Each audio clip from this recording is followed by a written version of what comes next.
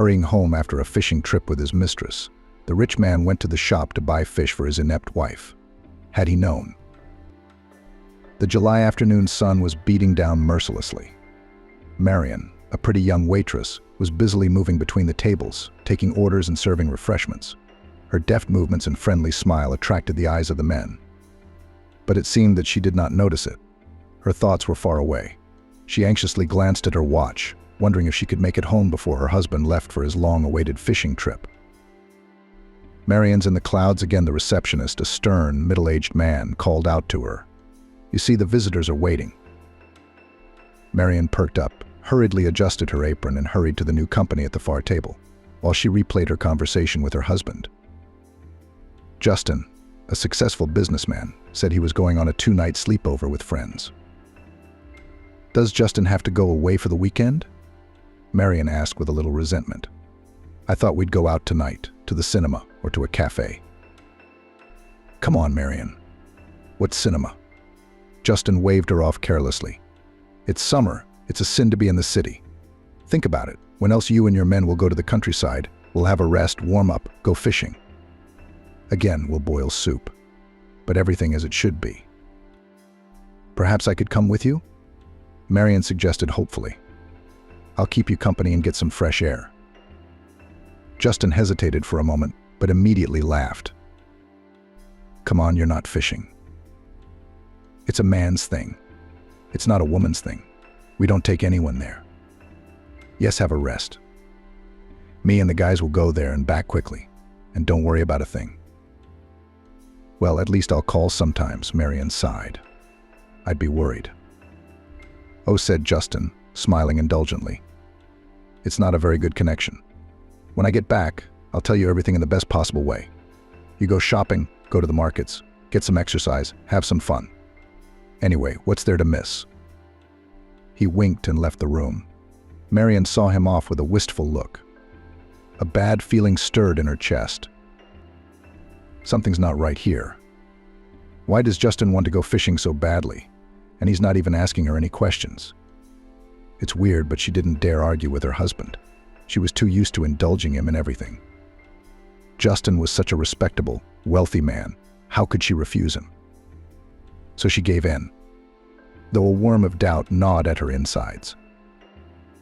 It's true. Lately, her husband had been missing a lot of late nights. He had meetings and negotiations, and now he was going away for 2 days. I can't get any affection from him. Either he laughs or he doesn't. At least he brings money to the house, so I can't complain. And he bought Marian a new car and a fur coat, so live and let live. But lately there seems to be less money in the house. But it is understandable. Justin's firm was going through, according to him, difficult times. He should be doing his job. Marian sighed heavily. You never know, maybe she's just getting herself worked up for nothing. But her husband went out with his friends. That's what happens. I guess it's true that the connection there is lousy. Let him have a rest. Everything will recover. He's entitled to it. She would finish her Saturday shift and go home. Time would fly by. And their Justin by Sunday evening will appear cheerful and cheerful. In the meantime, her husband was absorbed in the pleasant preparations. He whistled cheerfully as he went through his gear and put his wading boots, thermos and freshly bought spinning rod in the boot of the new SUV. A carnivorous grin played on his face. He'd fooled his beloved around again. Nothing. Let her suffer a little for prevention. In the meantime, I'm going to have a good time with Beatrice, my new girlfriend. She's a real piece of work. And what's more, no strings attached. After dropping off his things, Justin pulled out his phone. Hello, Amanda. Hi, it's Justin. Yeah, about the lake house. You and I made plans for this weekend, remember? I just want to make sure everything's okay with the reservation. There was a nice woman's voice on the phone. Justin, of course, is agreed. And your wife is here, by the way. The house is all ready. I've tidied up. The linen's freshly made. We have a great view of the lake. You'll see for yourself. So come and have a comfortable holiday. That's nice, they're eagles, Justin said. Well, wait, I'll be right there. And this. Thank you for your understanding. You're welcome, the woman smiled into the receiver. I can see right through people. You and your wife need some alone time. Romance, so to speak, refresh. Come on over. Justin hummed and disconnected. Wow, to be alone with my wife. If only the owner of the lodge knew the truth. However, for an extra fee, anyone will understand everything as it should be. And Marian would do better not to know. Let her stay at home and cook. That's her duty. She's called a wife. Quickly descending the stairs, Justin headed for the car with his fishing rods in his hands. On the doorstep, he came face to face with Marian. She was coming home from work, flushed from her brisk walk. She looked very excited. "Had you decided to go after all?" she asked, looking into her husband's eyes with secret hope. "Maybe I'll go fishing with you? Weekend after all? Well, maybe together?" "Come on," Justin waved her off without rancor. "I promised the men. I can't let them down. Do you want to invite your girlfriends? You can sit and talk." Justin patted his bag. "These 2 or 3 days will pass, there will be dinner. I'll pick up a pike." With a light heart, he walked to the car. Marian saw him off with a wistful look. "Shall we really get some of the girls together? We could sit and chat. Only she doesn't have any close friends. And frankly, she's just a mate, nothing more. She's given her whole life to family life. What's there to make friends for?" Marian went home and made dinner. She didn't like eating in cafes. Not because of the deductions from her wages. It was just that home-cooked food tasted better somehow. "I think I'll make do," Marian thought. "I'll buy a dress and treat myself. What fun is that? It'll cheer me up." Marian began to get ready before going out. She could not resist dialing her husband's number. "The caller is unavailable," she heard. She threw the phone down in frustration. Marian resolutely slammed the door shut. "That's okay. I'll try to get through the 2 days somehow. I'm not a little girl and I'm my own boss. I can do what I want." Self-hypnosis didn't help much, but there was no choice. One could only hope the alarm was false. After all, Justin loves me. He wouldn't cheat on me out of nothing. And her husband was already driving on the motorway out of town, towards a truly fabulous weekend. Beatrice will be so pleased. I'm sure she's been waiting. She missed me, he thought. He longed for her hot kisses, tender hands, and unbridled passion. Oh, life is good, and it will be even better. At the agreed place, Justin parked at a neat log cabin on the shore of a forest lake. The scenery was marvelous. Not a soul around, just what you need for solitude. He switched off the engine. He stretched until his vertebrae crunched and squeezed his eyes blissfully shut. Anticipation came in hot waves. But that's it, now we can relax to the fullest. He climbed out of the car, stretching sweetly as he went, and Beatrice was already waiting for him on the porch. Tanned, slim, in a light-colored sundress, she smiled dazzlingly, flashing her snow-white teeth. "At last, old Beryl. Have you been waiting for your journey?" she exclaimed. "Well done, my soul." Justin winked playfully, picking the girl up in his arms. "How about a swim, and then go on?" Beatrice laughed, wrapping her arms around his neck. There was a sly sparkle in her eyes. "Sounds like fun. Let me feed you lunch first. You must be hungry, aren't you?" "You bet I am." Justin picked up on that, kissing the girl's fragrant neck. "But I don't have an appetite for food, so let's start with dessert." Laughing happily, the couple disappeared into the cabin. Justin felt 10 years younger, almost 24 hours of bliss, and no remorse, no boring wife at his side. It's beautiful. In the city, Marian's heart was scratching. The new dress, of course, pleased the eye, but she could not get rid of the oppressive feeling that something irreparable was happening. But there was nowhere to go. She could only chase away the gloomy thoughts and spend the lonely evenings within the four walls. Without her husband, the house seemed empty. Sighing heavily, Marian ate dinner without appetite and sat down in front of the TV. On the screen, cheerful faces changed to cheerful music, only it didn't make her heart feel any better. The log cabin by the lake was filled with merriment. Justin and Beatrice, looking forward to 2 whole days of freedom and solitude, did not hide their high spirits. The landlady had dropped off some berries. Have a good holiday," thanked Amanda, smiling. "Thank you, Amanda.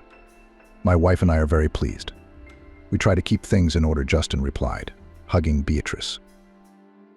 As soon as the hostess came out, Beatrice immediately laughed and playfully poked Justin in the side. "Oh, you say that too with your wife. What about Marian? If she'd known, she'd have bitten her elbows." "Let her bite her elbows." Justin waved her off carelessly. "I told her I was going fishing with the men, so she believed me.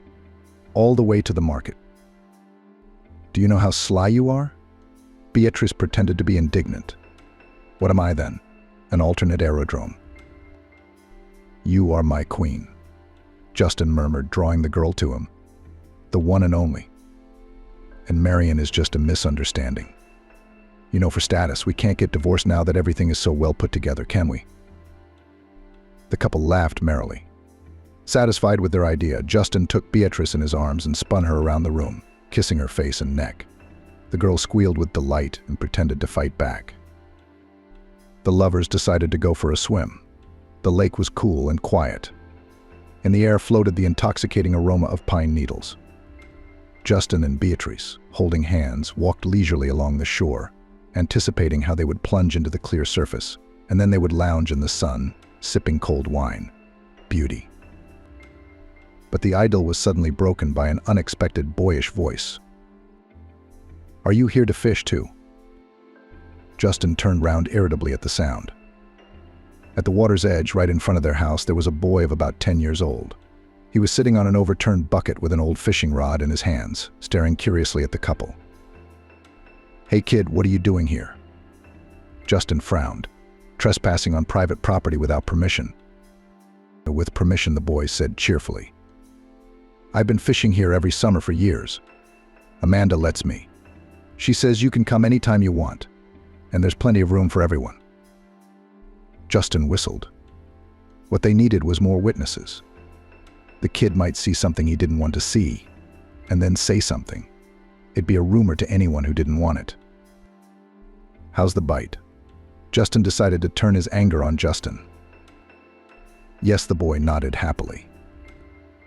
"Grandmother, then, has given up." Beatrice grinned. "Are your parents not happy about your catch?" The boy looked down and concentrated on his sandals. "I don't have parents," he said quietly. "My grandmother and I live together. She is old now, so I do my best. I do what I can. I fish, I work in the garden. Oh, we'll be all right." Beatrice clucked her tongue sympathetically. "Wow, an orphan so small and already with cares. Not like some people. God forgive me." Justin was also embarrassed, but for a different reason. He didn't like all that snotty charity. "Listen, kid," he began firmly. "Couldn't you go fishing somewhere else? It's a bit awkward. People have come for a holiday, and here you are with your fishing rods.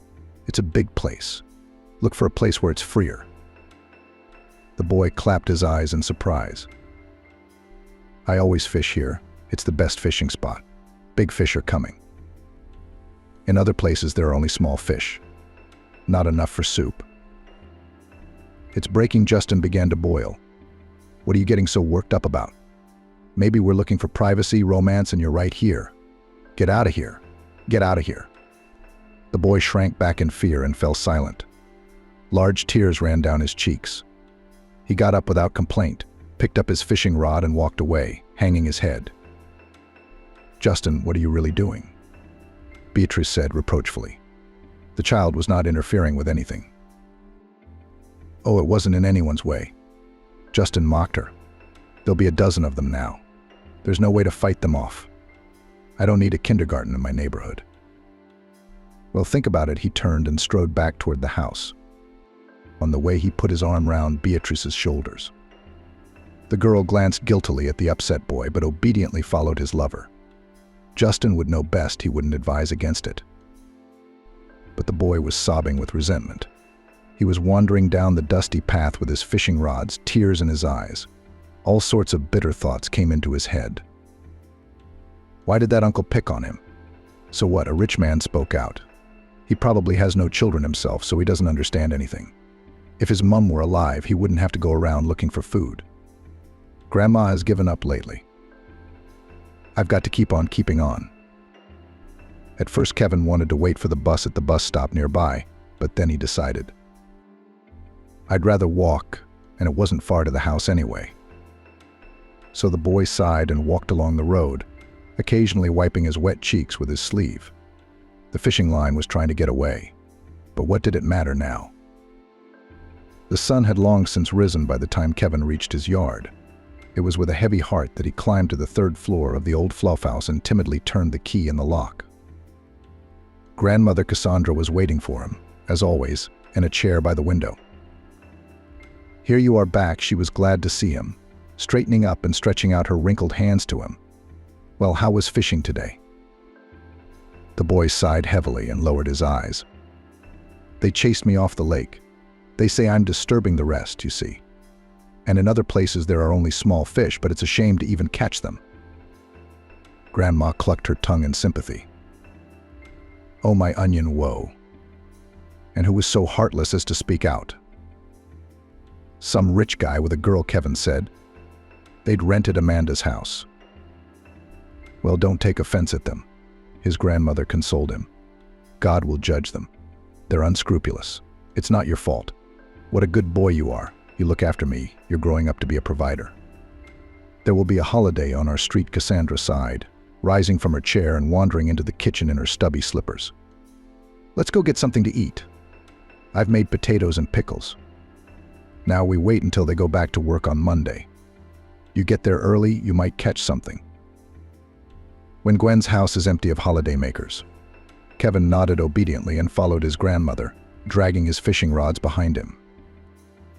Maybe tomorrow would be a better day, but for now let's go eat potatoes and cucumbers, or we'll be rumbling in our stomachs all night.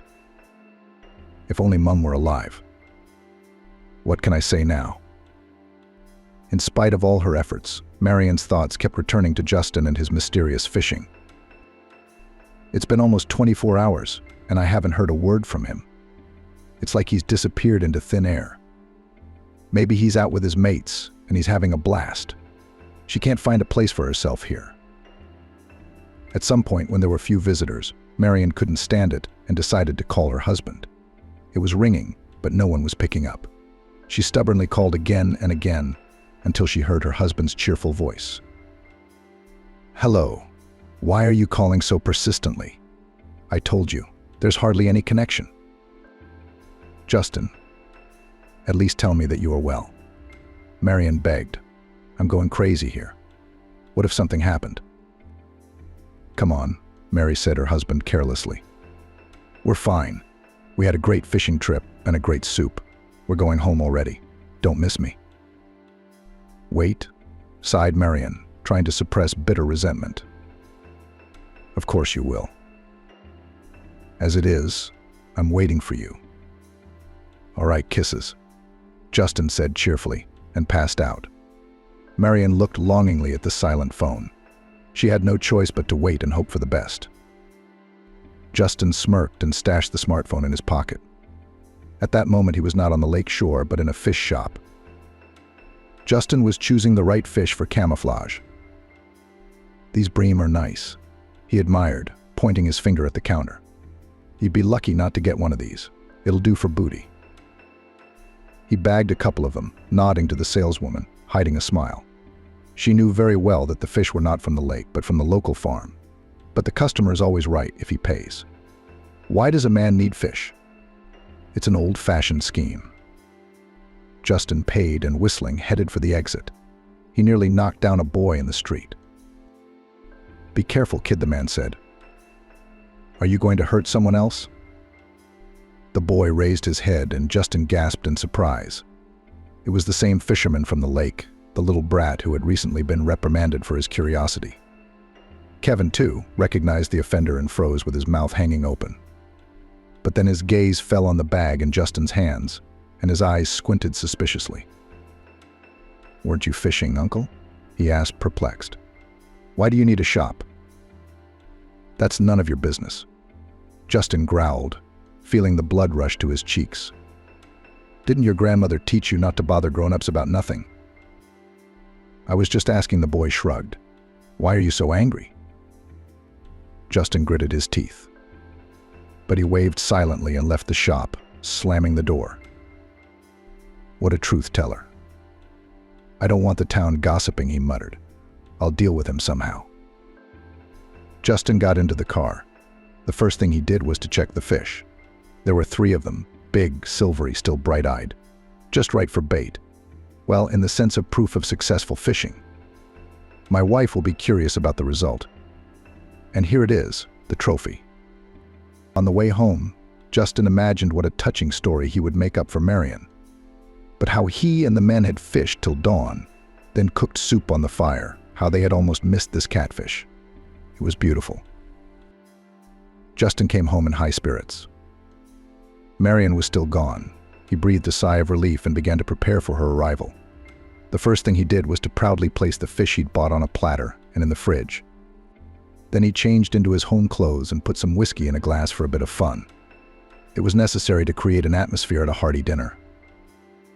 He sat down in the kitchen with his foot on his leg and waited for his wife, wondering where to begin his story. Marian was at this very moment darting between tables, taking orders. It had been a very busy evening in the cafe. There were many people in the cafe. Some demanded menus, others complained about the cold coffee. Others were fussy, not knowing what to choose. Marian barely had time to serve them all. Even the receptionist passed by every now and then. Throwing disapproving glances at her, they said, not smiling enough and not fast enough. What a night, Marian sighed with relief when another guest appeared at the door. An old woman in a modest dress and shawl, looking round timidly.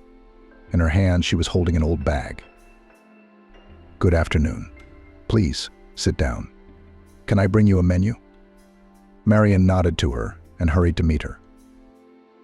Hello, darling, said the grandmother, smiling weakly. No, I didn't come to eat. I'm told you need people here. I was wondering about a job. A job? Marian was surprised. You do realize that the cafe has never employed such old people, don't you? It's not easy for young people, and you don't belong here. But she nodded stubbornly. I am still a strong woman. I can wash dishes, sweep the floors. I'd like only part-time work. I won't take much. It's hard to do it alone. At least I'll earn money for bread. I have one grandson. I'm with him.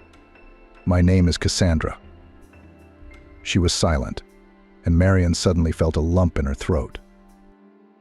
Why, grandmother? It must have become unbearable if she decided to look for a job in her old age, she thought. Wait a minute. I'll talk to the receptionist, she said. Maybe she'll have some advice. Cassandra nodded hastily, not hiding her relief. Good. It might be a good thing. She had to raise her grandson somehow, to get him back on his feet. The pension is a pittance. How can you survive on it? And in September he'll go back to school, textbooks, notebooks, and shoes. In the meantime, Marian resolutely went to the receptionist. No, why? Can't you help your grandmother? At least let her do the dishes. It's not much work, but she won't starve in her old age, she reasoned. Winston, she began firmly, approaching her superiors. Here's the matter. A grandmother has come to us, asking for a part-time job. She wants to get a job washing dishes, sweeping floors. Let's take it, eh? It'll help. The administrator wrinkled his nose like a toothache, but he looked questioningly at the granny and shook his head.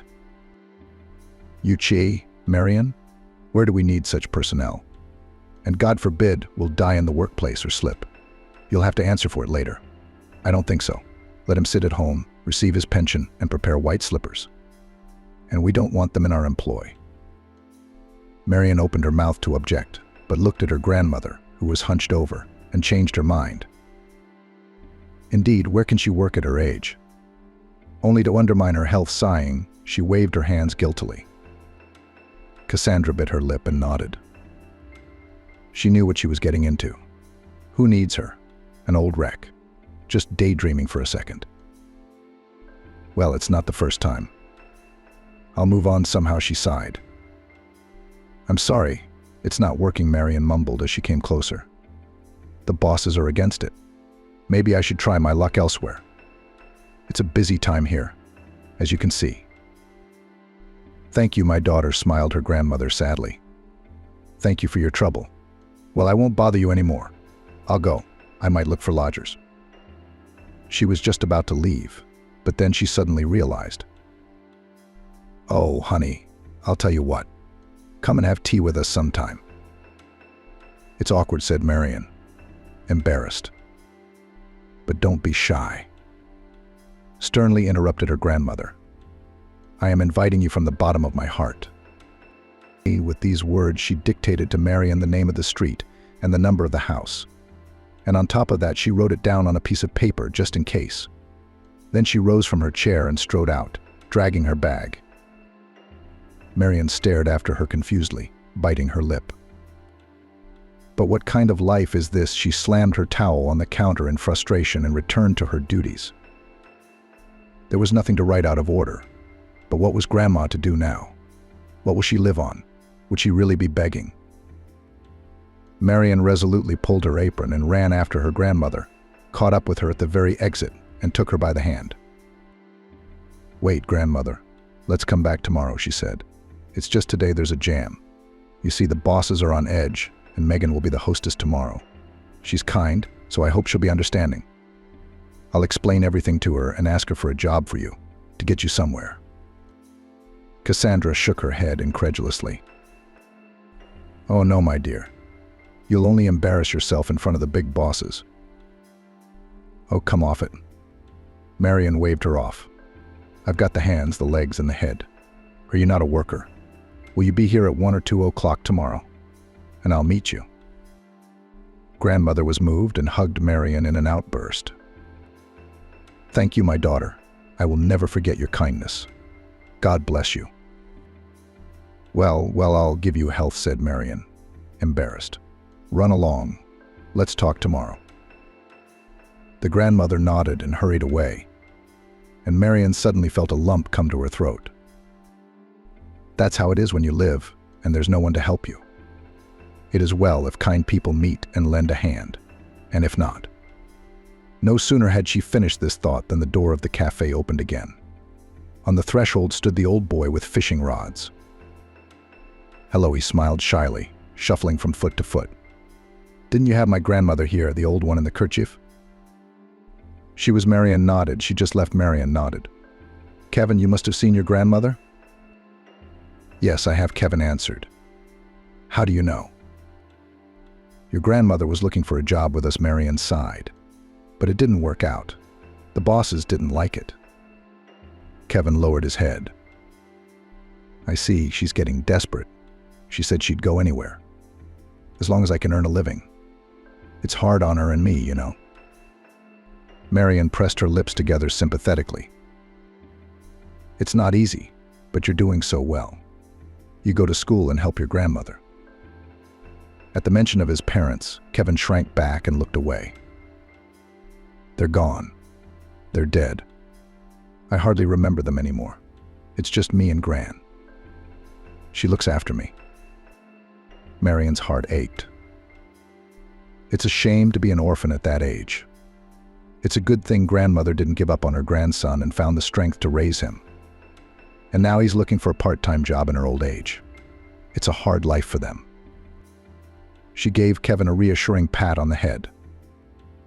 "It'll all work out somehow. I told my grandmother to come tomorrow." The boy nodded gratefully. "Thank you. You have no idea. We need all the help we can get right now. I'll help my grandmother to come to you tomorrow." He smiled shyly and turned to leave. But then Marian's phone rang loudly in her pocket. She apologized and picked up the receiver. The screen showed a picture of Justin, tanned, smiling, holding a huge carp. Kevin slid his gaze across the display and suddenly froze, his eyes rounding. "Oh, I know him. He used to fish at our lake. He chased me away from a good spot. And then he bought a whole bag of fish in the shop." Marian blinked, perplexed. "What are you talking about? What lake?" "My husband and his friends were going fishing and they catch their own fish there. Why would you get it from a shop?" Kevin spread his hands. "I don't know, but I've definitely seen it both on our lake and in the shop. Then I wondered why he left fishing at night and went to the shop. Marian felt the color rise to her cheeks. What the hell is that kid Kevin talking about? Justin is suddenly in the shop buying fish. There's no such thing. He never bought fish. He always caught them himself. Kevin must be confused. Or made it up. She resolutely pushed the silly thoughts away and dropped the call. She'd have to listen to Kevin later. He's so worried, poor guy. You must be mistaken, dear Marian said softly. My husband doesn't shop in shops. He's a fisherman. Look at the trophies he brings home. She turned the phone screen towards the boy and pointed at the picture, but Kevin shook his head stubbornly. No, I'm not wrong, I'm telling you for sure. It's him. I saw him at the lake and in the shop. He was a big, bald guy with a husky voice. He scolded me and chased me off the shore, and he was there late at night. Marian's insides were torn. It's a perfect match, the height, the build, the baldness. It's definitely him. He's got a temper. Always dissatisfied. So he wasn't out fishing all this time.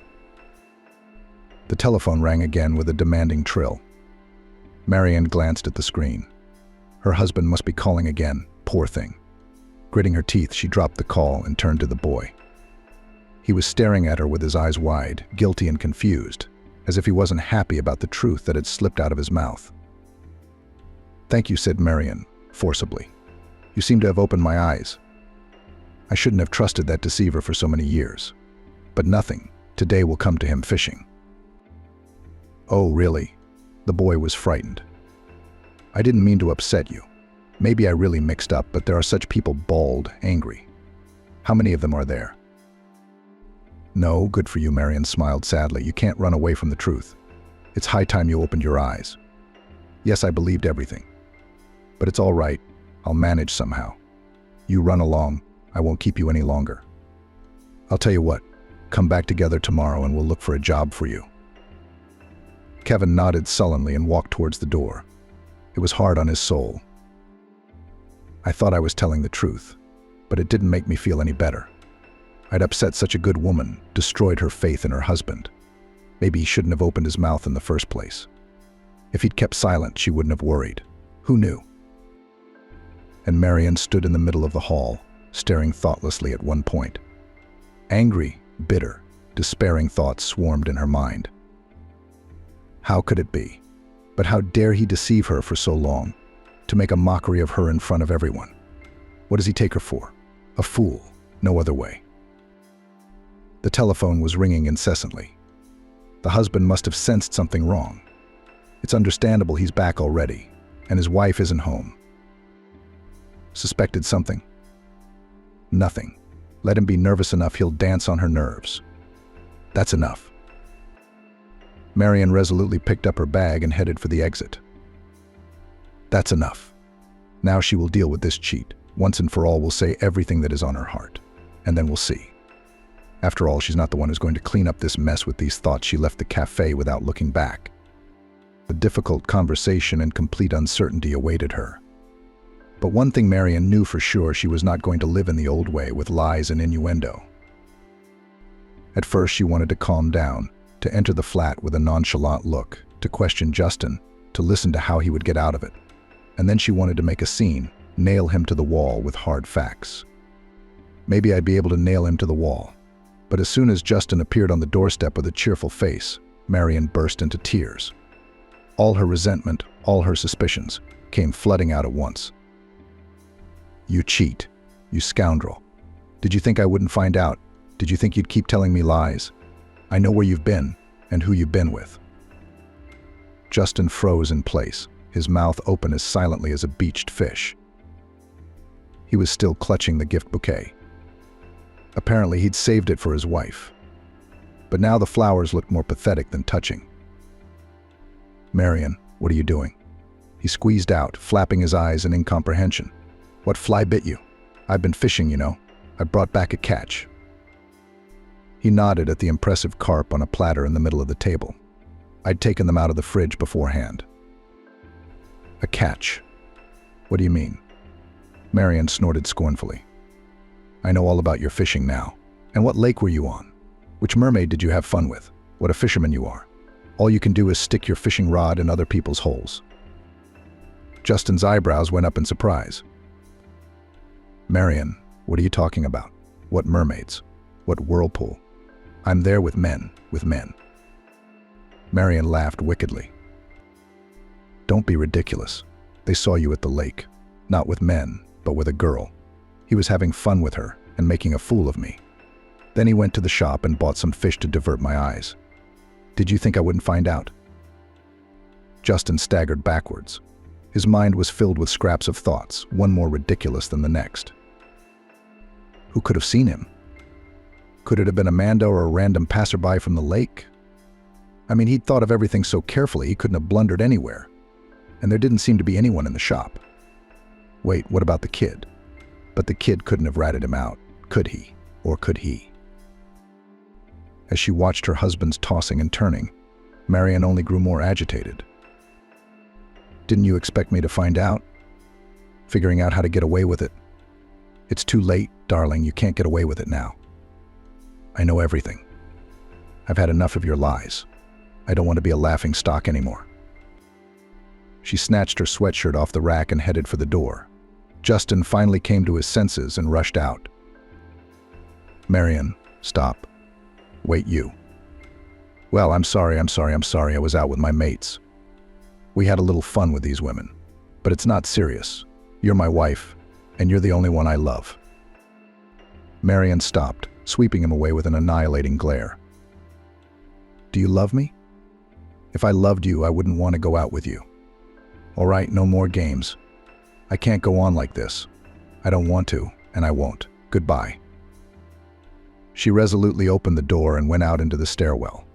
Her husband jumped out, trying to hold her by the elbow. Marian, where are you going? Out for the night? Come back and we'll talk. Well, if you want me to kneel down. Marian pulled away from him like fire. No, thank you. It's a deal. And you're used to kneeling in front of that mermaid, aren't you? I don't want to see or hear from you again. Go to her. She shook off her husband's hand from her elbow. Marian ran down the stairs. Justin froze on the landing, confused and angry at the same time. Well, I should have been so stupid to get caught. The police traitor, what a mean thing to do to him.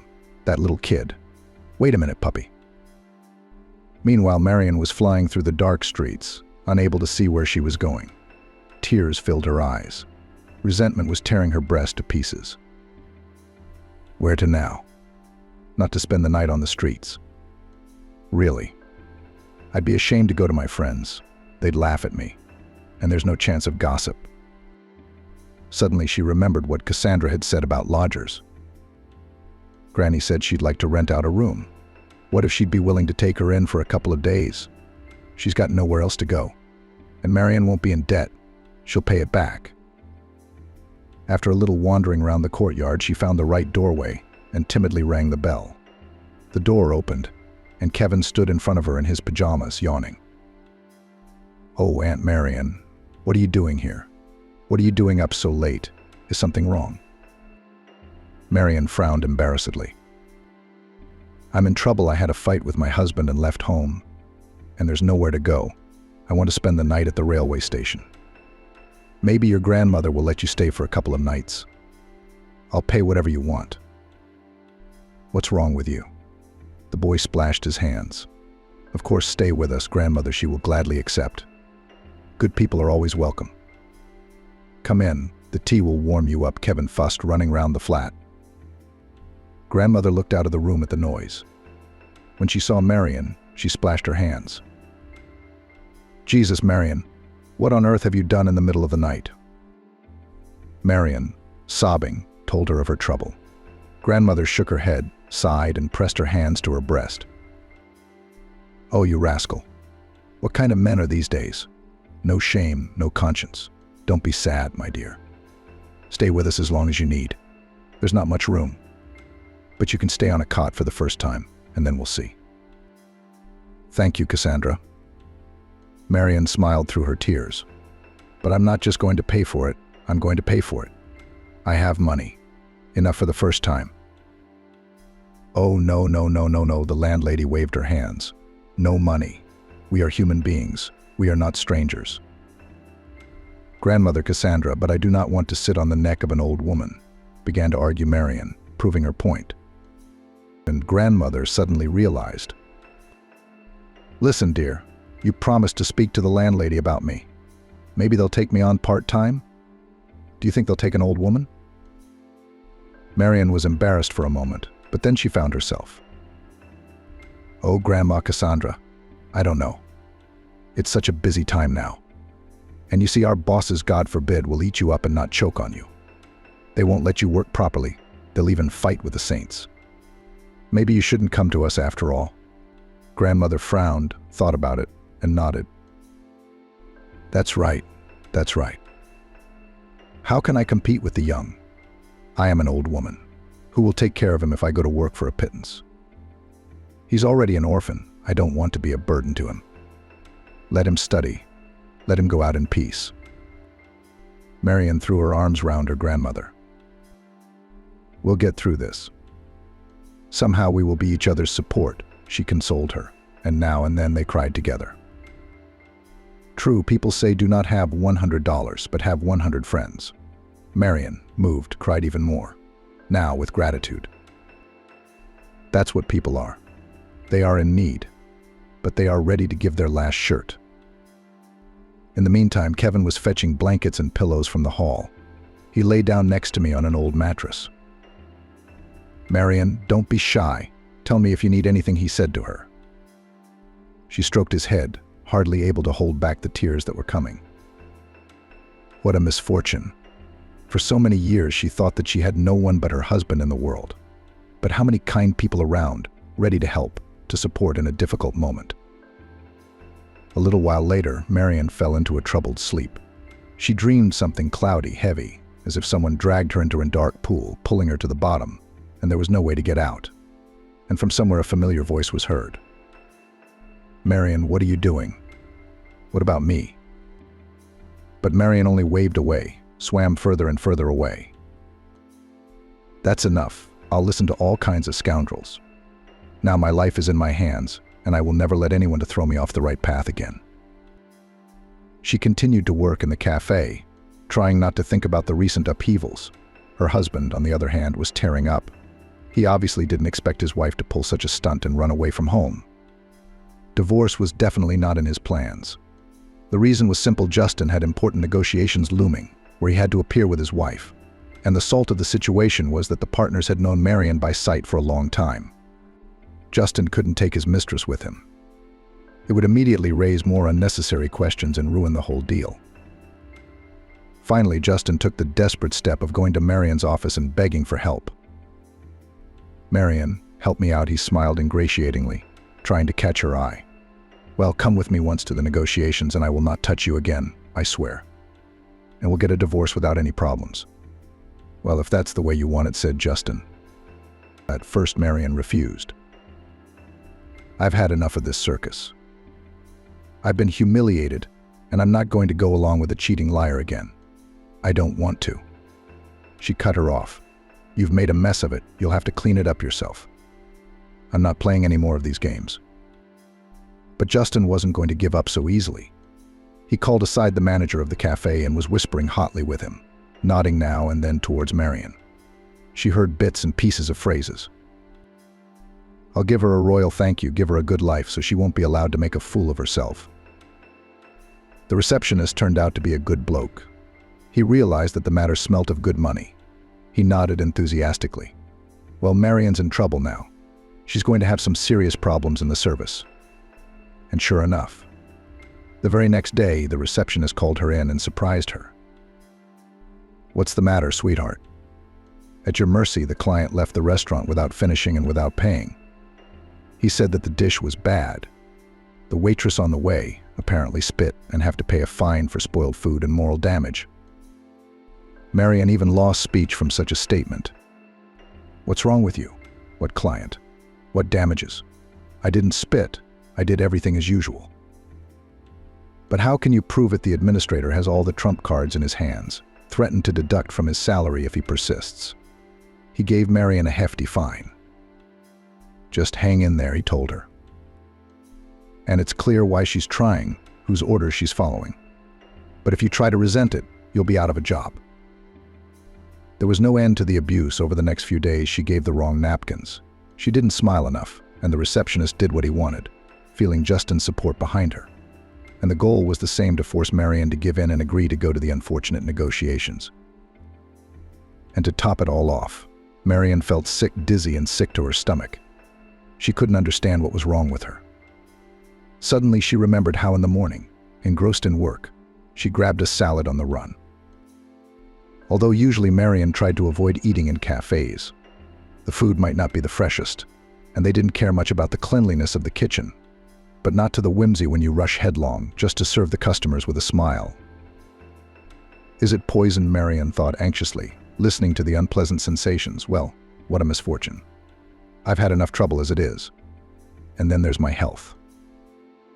Trying to overcome the malaise, Marian continued to move between the tables, but she felt that she would not last long. She was just as likely to drop dead in the middle of the room. It is necessary to do something, somehow, to get out of this ridiculous situation. In the end, driven to exhaustion and despair, Marian gave up. After all, why do I persist? I'll go to this stupid negotiation, she said. Well, I'll smile once for a tick, but then I'll get the long-awaited freedom from debt and from the hated marriage. It's worth it. God be with you. She exhaled tiredly, bumping into Justin at the door. I'll go once, but it's the first and last time. You can't drag me into your scams again. Her ex-husband grinned triumphantly and nodded readily. Of course, everything will be fine. I promise. You'll put on your best dresses, you'll shine, you'll charm, and then look, and we'll sign a contract, and we'll get a divorce. Good for everybody. Marian only sighed doomedly, but did not object. After all, there was nothing to lose. It won't be any worse. In the evening, she and Justin went to a business dinner at a posh restaurant in the city center. Marian was even interested involuntarily. She had never been to such places before. I wonder what the rich people do there. They must have manners and curtsy, not unlike their eatery, she thought. But as soon as they were inside, Marian felt her head spinning again. Nausea was coming up her throat, and her eyes were dark. She should have been at home for a day, not going to this stupid party. Marian, what's wrong? Justin asked anxiously. Noticing her pale face, Justin frowned. What's wrong with you? Are you sick? He asked worriedly. No, I'm fine, Marian said weakly. It will pass. Come on, meet your bumps. Justin glanced at her incredulously, but didn't argue. He didn't want to embarrass him in front of his business partners. He escorted his wife to the richly set table and introduced her to the crowd. Marian did her best to put a social smile on her face, trying not to show how unwell she felt. But she had to hold on a little longer, and then it would be all right. Suddenly, it hit her. Justin hadn't said a word about what the negotiations were about. She had been naive, thinking that her husband was in business, making important deals. But what if there's something wrong? What if he drags her into some scam, and then he himself in the bushes? These thoughts made Marian break out in a cold sweat. Or was it from indisposition? Try to figure it out now. Meanwhile, the evening was gathering momentum. The guests were talking animatedly, champagne glasses were clinking, and bursts of laughter were heard now and then. Marian felt quite broken. Her head was splitting. Nausea was coming up to her throat. I think I must run to the ladies' room, she thought. Marian rose cautiously from the table. I'll be gone for a while, she whispered to Justin. His eyes flashed with annoyance, but he did not object. He didn't want to draw attention to himself. Marian made her way to the bathroom and leaned against the wall. What on earth is the matter? There's no peace here either. I'm dizzy and my ears are ringing. I must really have poisoned myself. But what kind of fool would think of taking expired food, she thought with annoyance. However, it was not a matter of arguments now. The main thing was to survive this unfortunate evening. And then we'll see. It would be better not to embarrass herself in front of the guests. Making an effort, Marian washed her face with cold water and headed back. No, I won't give Justin that pleasure. I'll smile through my tears, but I'll smile until the end, she decided firmly, kicking up her heels. And who invented them? I should have worn trainers and spit on etiquette, Marian thought as she entered the hall. Suddenly the floor shook and rushed towards her. Her eyes went black and her knees buckled. The last thing she saw was the twisted face of her husband, and then the world turned upside down and went out. That was it, the end of the party. And the negotiation was over too, and maybe all the life she'd had before. The thought flashed through Marian's foggy mind a moment before she was swallowed up by the blissful, saving darkness. There in the darkness, there was no pain, no bitterness, no disappointment. There, no one lied to her, betrayed her, or forced her to dance to someone else's tune. There she was free at last, and even in her half-dream, that tantalizing darkness glimmered. Marian clutched the scrap of paper with her grandmother's address and Kevin's address tightly in her hand, a thread that she could still hold on to. A thin ray of hope that kept her from finally giving up. As Marian fainted, panic rose in the room. Guests jumped up from the table, talking loudly, speculating. Someone was already reaching for the phone, going to call an ambulance. Justin was thrashing around his wife, slapping her cheeks or grabbing her head. So much for the deal. It's all down the drain because of that idiot. And it had to come to such an unfortunate end, he thought in despair. Meanwhile, one of his companions, a red-haired man of about 45, took matters into his own hands. He unceremoniously pushed Justin aside and leaned over Marian. Checked for a pulse. Okay, she's got a pulse, but it's weak. We need an ambulance, he said aloud. With these words, he gestured to the waiter and gave clear instructions. Call, boy, tell them the woman is ill. She's fainted. Let them come here like a fire. The waiter nodded and rushed to the phone. The businessman turned to Justin, giving him a hard look. What kind of show is this, if I may ask? Why did you bring us here? He shouted. But Justin just shook his head helplessly. I don't know what's got into her. She was fine this morning, Justin mumbled, puzzled. Maybe she was overexcited. It's a delicate matter, really. Why did you bring a woman to the negotiations in the first place? This isn't what we agreed to. This isn't a picnic with jokes. This is a serious deal. Justin shrank under the annihilating stare, not knowing what to say. Obviously, he had hoped to make an impression, to present himself favorably. He had hoped to impress, to present himself favorably. But now she fainted in front of the whole company. While the two men were arguing, the medics flew into the hall. After a quick look at Marian, she was loaded onto a gurney and rolled away to an unknown destination. Justin stood there, staring helplessly at them. So what now? Everything's gone to hell, the contract's blown, the wife's in the hospital, and the partners are looking wolfish. A disgrace to the whole town. Christopher waved it away squeamishly, as if it were a pesky fly. Red with indignation, he turned to Justin. Okay, honorable man, you've set me up big time. I'm not used to being made a laughingstock, so you can kiss your contract goodbye. We won't stand for this. Justin felt the ground slipping from under his feet. Not this. He exhaled in despair. He had pinned so much hope on this deal, made so many plans, and now how to get out of it, to whom to fall at his feet to forgive him. But the companion was inexorable. Angrily flashing his eyes, he abruptly turned round and left the restaurant accompanied by the other businessmen. Their impenetrable faces showed that it was useless to ask for forgiveness. There was no going back. Justin had screwed up too badly. Left all alone, he collapsed into a chair and covered his face with his hands. What the hell is this obsession? I had to get in such a mess because of Marian. I knew how important this meeting was to me. But it's all right, I'll get back at her. It's because of her I'm in shit now and missed the deal, and lost credibility. Meanwhile, Marian had regained consciousness in the hospital room. Her head was pounding, her mouth tasted foul. Her whole body ached as if after a long illness.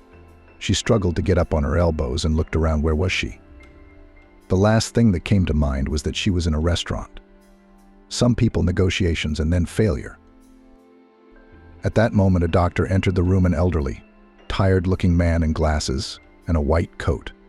He cursorily looked through some papers on a tablet, then looked at Marian carefully over his glasses. Well, are you awake? Welcome back, so to speak. Fainting in the middle of a banquet is serious, he said. Marian fainted embarrassedly. I'm sorry, I don't know what happened. I must have been nervous. It's never happened to me before. I embarrassed my husband and frightened people. Don't worry so much, the doctor smiled encouragingly. Anything can happen. You are now the main thing to think about yourself. And about the baby, of course. About whom? Marian was stunned. The doctor slyly squinted and held a spectacular pause. About your future child. Didn't you know? You're pregnant. You're 6 weeks pregnant, and you're already toxic, so you're down. But don't be upset. It's normal. The important thing now is to take care of each other. Marian froze, looking at the doctor with widened eyes. Pregnancy? That's the last thing we need. And obviously from Justin, but no one else. What am I supposed to do now? He won't even want to hear about a baby. He'd never want to hear about a baby. He'd only care about his own business and change mistresses like a glove. What's he want with children now? They are not noblemen. Her husband will not support her. Noticing the patient's confusion, the doctor patted her hand reassuringly. Don't worry too soon. Rest, gain strength. Thinking about bad things is bad for you and the baby. We'll discharge you in a couple of days, and then we'll discuss a plan of action. Maybe we'll get your husband involved. After all, the father of the child should take care of you. Marian nodded weakly, unable to utter a word. If the doctor only knew that Justin needed this care as much as a fish needed an umbrella. Yes, he'd rather die than admit he's a father. He's probably run off to his mistress by now, the parasite. As if in confirmation of her thought, the door of the ward opened. On the threshold stood her furious husband, red as a cancer, with eyes glittering with rage. Marian involuntarily shrank back, expecting a storm. You have spoiled everything, you wretch, he shouted from the doorway. What have you done? You made me lose my trousers. Do you realize what your hysterics cost me? You blew my best contract. Justin. I'm sorry, I really didn't mean it, Marian whimpered. Do you think I did it on purpose to set you up? But wait till I get hold of you. Then the shocked doctor intervened in the conversation. How do you talk to your wife? She shouldn't be nervous. She's pregnant. You should be happy you're going to be a father soon. Justin choked with indignation. What father? What are you talking about? I can't have any children with that thing. He shifted his glare to his wife, who was huddled in the pillows. We get rid of it quickly. You got it? You go for an abortion whether you want it or not. I'm getting a divorce. I'm going to live with Beatrice. What do you want? How can you do that? Through tears, Marian squeezed out. It's our child. I do not recognize him, his husband sneered ominously. Either you do as I say, or you're on your own without money, without a place to live, without anything. And don't come home. Don't ask, I'll throw you out on the street, and I won't look that you're pregnant. That's it, I said. With these words, he headed resolutely for the door. Marian looked after him in despair, unable to utter a word. Is this really the end? Is she to be left all alone, without means of subsistence, without a roof over her head? And where will she raise her child now? And how? The doctor shook his head sympathetically and put a fatherly arm round her shoulders. Don't cry. We'll think of something. After all, you're not the first, not the last. But Marian was no longer listening. The tears flowed silently down her cheeks, and her lips trembled. Oh, had she known before what her marriage would be like. What to do with all this now? She had to spend almost 2 weeks in the hospital. Her condition was unstable. She was in and out of labor, then back to contractions and seizures. Marian was transferred to the Department of Pathology of Pregnancy, leaving there under strict supervision. Days stretched painfully long. There was no one to visit her. Her husband disappeared. There were no relatives left in the city. But then one day, an unexpected visitor appeared in the ward. Kevin. Shyly slipping through the door, the boy smiled shyly. Hello, Aunt Marian. And I'm here, Auntie, to check on you. How are you feeling? She raised her eyebrows in surprise. Kevin, how did you find me? And anyway, you should be at school now, not running around hospitals. Kevin frowned in embarrassment. My grandma and I were worried, we thought. What if something happened? So we started calling hospitals. He handed Marian a bag of goodies. It's biscuits, homemade sweets. Grandma gave it to me. She said to eat it for your health. Marian smiled through her tears. And then another visitor entered the room, the same companion of Justin, Christopher. Marian fell silent in embarrassment, not knowing how to react. Did he also come to tell her off for a broken deal? But the businessman smiled, looking at her with warmth. Marian, good afternoon. Are you recovering a little? I'm sorry for the short notice. I didn't want to worry you too much. Hello, Christopher. Marian whispered confusedly. And you? Why are you here? About the contract. But I. Oh, come on, said the businessman. What contract now? That's it, the train's gone. That's why you'd better think about your health. Especially in your position, he winked conspiratorially. I didn't just drop by. I wanted to thank you personally. If you hadn't fainted, I'd be up to my eyeballs in debt. Justin was trying to set me up. He'd have got out of it on his own, eaten me up. And then bam. And it all went wrong. You saved me from bankruptcy, said Christopher. Marian flapped her eyes incredulously. I didn't do it on purpose. It just happened. A child. Well, thank God it did, said Christopher encouragingly. Well, that's just the way it is, of course, don't beat yourself up. You did the right thing. I don't know what the hell I'm talking about. Anyway, Justin's a bastard, it's gonna be bad. Well, I'm gonna give him a hell of a time in court for fraud and deceit. He's nothing to you now. You're free. Marian's eyes welled up with tears of relief. Oh my. She thought all businessmen were the same, one bastard or the other. But no, there are some decent ones. At least someone understood her. Thank you, mate, she said in a trembling voice. You have no idea how much it means to me. I feel like the last piece of shit. Your husband's life ruined, your business almost ruined. Nonsense. Cut the businessman off. You are not guilty of anything, but take care of the baby. He has nothing to do with it. And everything will be fine. If necessary, I'll help with the work. He shook Marian's hand reassuringly and stood up, nodding to Kevin. Can't you walk me to the exit, lad? I see you're a good boy for asking. He obediently followed Christopher, telling him as he went along how he had searched for Marian and how he had found her in the hospital. Left alone, Marian reclined helplessly on the pillow. 100 thoughts swarmed in her head. What a turnaround. So it's not all bad, is it? There are good people in the world, someone to lean on. Maybe he'll pull through. Start a new life without lies and humiliation. Just as long as the baby's okay. She'll never leave him. The only human being she has. Even if he was not conceived from great love, but still the dearest and most desirable. She'd do anything for him. And not to sleep at night, not to starve, only if the baby was born healthy. That's how the circumstances were. These thoughts made Marian's heart warm. After all, what has she got to lose? It won't be any worse than it was. Which means that the road ahead is only forward. Marian stroked her stomach, mentally addressing the future child. Hold on, baby.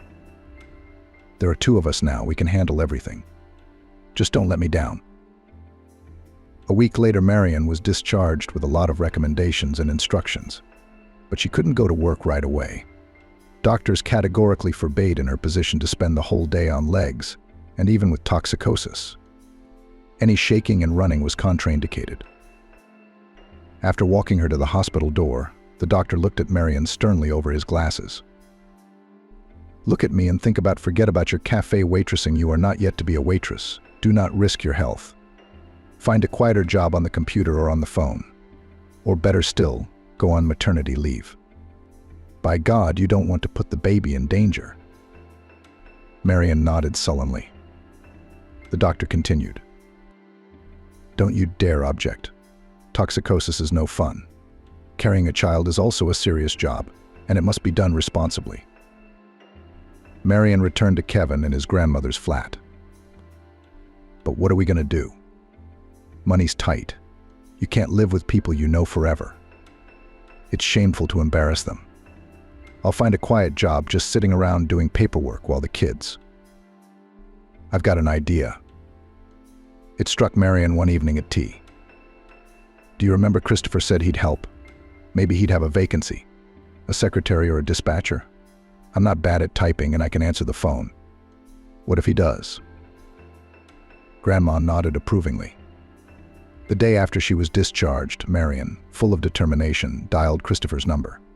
He answered almost immediately, as if he had been waiting for her call. Marian, he said cheerfully into the receiver. How are you feeling? Marian smiled embarrassedly, blushing with pleasure. What a thoughtful man. And he remembers her situation. Thank you, Christopher, she said. So we're getting better, Marian sighed. But I'm having trouble with work. The doctor says I can't go back to the cafe, and we have to live on something.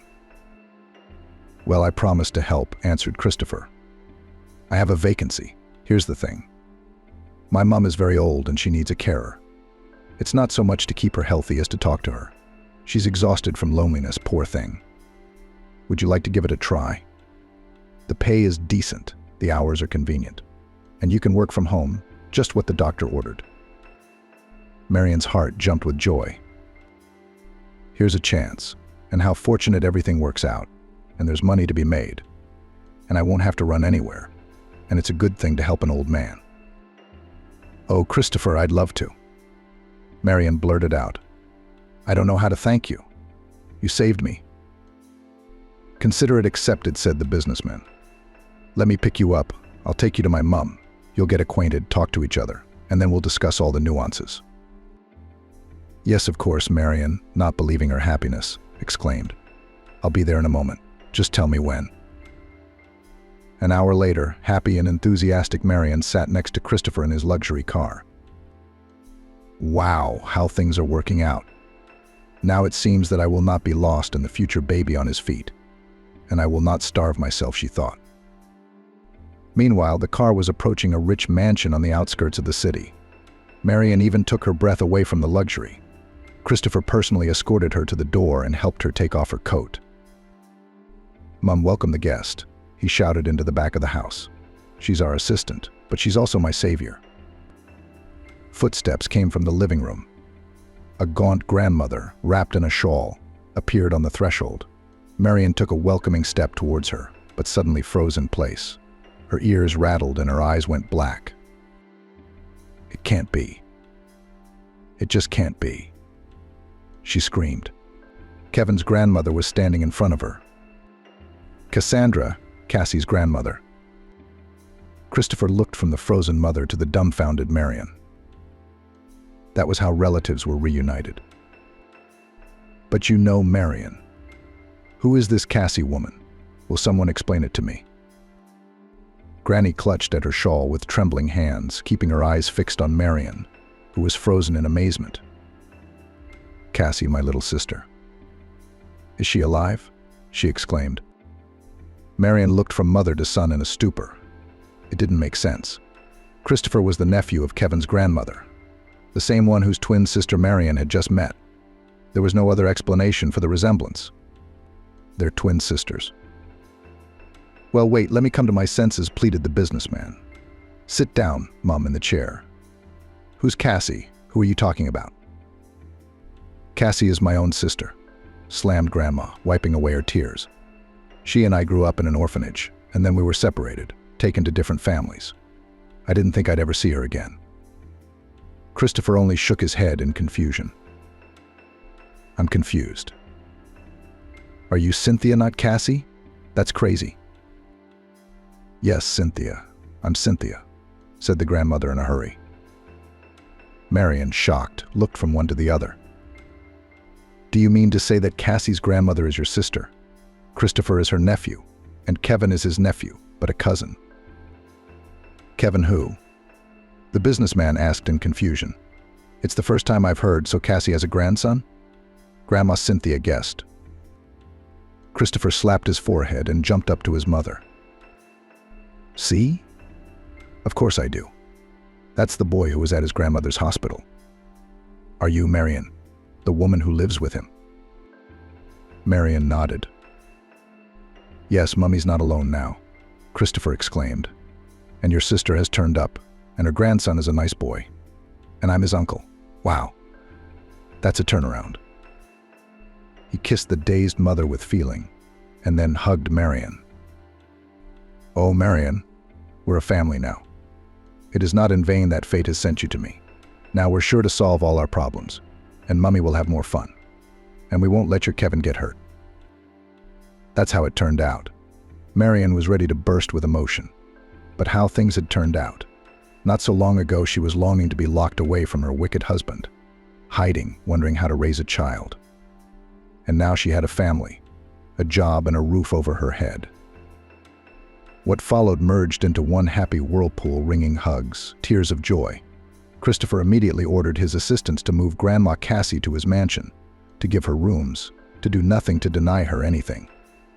By evening, everyone was gathered and happy, the crying sisters, a bewildered Kevin smiling, and an emotional Christopher. It was all they could hear on all sides. Cynthia. Cassie. Aunt Marian, are you going to live here now too? For a moment, Marian had a funny thought. How would Justin react to all this? He would probably choke with anger, seeing his wife in such a nice place and surrounded by loving people. That would have been a real show. But she chased the unwelcome memory away. Bastard. He's nothing to her now. Let him go to hell with his mistresses. And this life promised to be a truly happy one. In a big house, everyone would have enough space and care, and grandmothers and sisters and Marian with the future baby. But most importantly, near will be real family people, those who will not betray and support in word and deed. And even if they do not know each other very well yet, it will come. The main thing is that now they have each other. Marian felt dizzy from the excess of feelings. She staggered, leaned on the outstretched hand, and looked up at her savior, Christopher. He was looking at her with genuine tenderness and adoration, as if she were the eighth wonder of the world. Marian was embarrassed and blushing, but in the next moment she felt herself pressed gently against his strong, safe shoulder, and a determined whisper in her ear. Marian, this is what I want to say. You're not just a savior to me anymore. You're the person I can't imagine my life without. And if you'll let me, if you think I'm worthy, well, I'd like to be a real support to you, a husband and a father to the child. Don't think, Christopher went on, it's not out of pity. I did, with all my heart, even then, in the restaurant. Marian listened to these confused confessions, feeling tears flowing down her cheeks, tears of relief and hope, tears of a woman who had rediscovered her faith in love. Is it really true? Is it not a dream? I guess that old life really is behind me. And Justin was destined for the fate of all liars and traitors. When he lost his wife, he lost his last chance for redemption and traded it for cheap pleasure, for the ghostly excitement of a gambler. Well, it was his own fault. It was too late to bite his elbows now. Marian allowed herself to be drawn into the circle of rejoicing relatives, where Cassie's grandmother and Cynthia's grandmother hugged each other, saying, "My baby sister," where Kevin was jumping up and down with his eyes shining with excitement, and to where Christopher opened his arms for a big, really happy family. The nurse disagreed with the doctor and was fired, and when an expensive Jeep pulled up outside her house. William couldn't sleep. He lay on the hard hospital bed and stared at the ceiling. Outside the window, behind the high fence, cars drove by from time to time. The time was late, so there were very few of them. And then the light of the headlights ran along the opposite wall. At least some entertainment for a man who couldn't sleep. William knew he was sick. Seriously, incurably ill. That's what his tests and his MRI scan said. The attending physician, Mr. Sam Smith, did not hide the truth from his difficult patient, an inoperable brain tumor, quite large. There's nothing to be done, because the tumor is lined with blood vessels. Intervention is simply impossible. We can only live to see it go. And the easiest way to do that is in the presence of doctors. Modern drugs can make William's condition a little easier, but you can't count on miracles. It's not the first time William has been hospitalized like this. He had an attack at home that made his eyes dark and his consciousness blacked out. Each time it seemed like it was the end. It's scary. Very scary. And every time William woke up in the ward with a feeling of complete powerlessness, impossible weakness, but happy that he could see the light again, hear other people, that he was still here.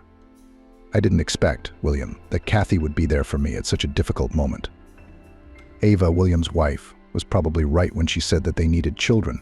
Otherwise, there would be no one to give them a glass of water in their old age.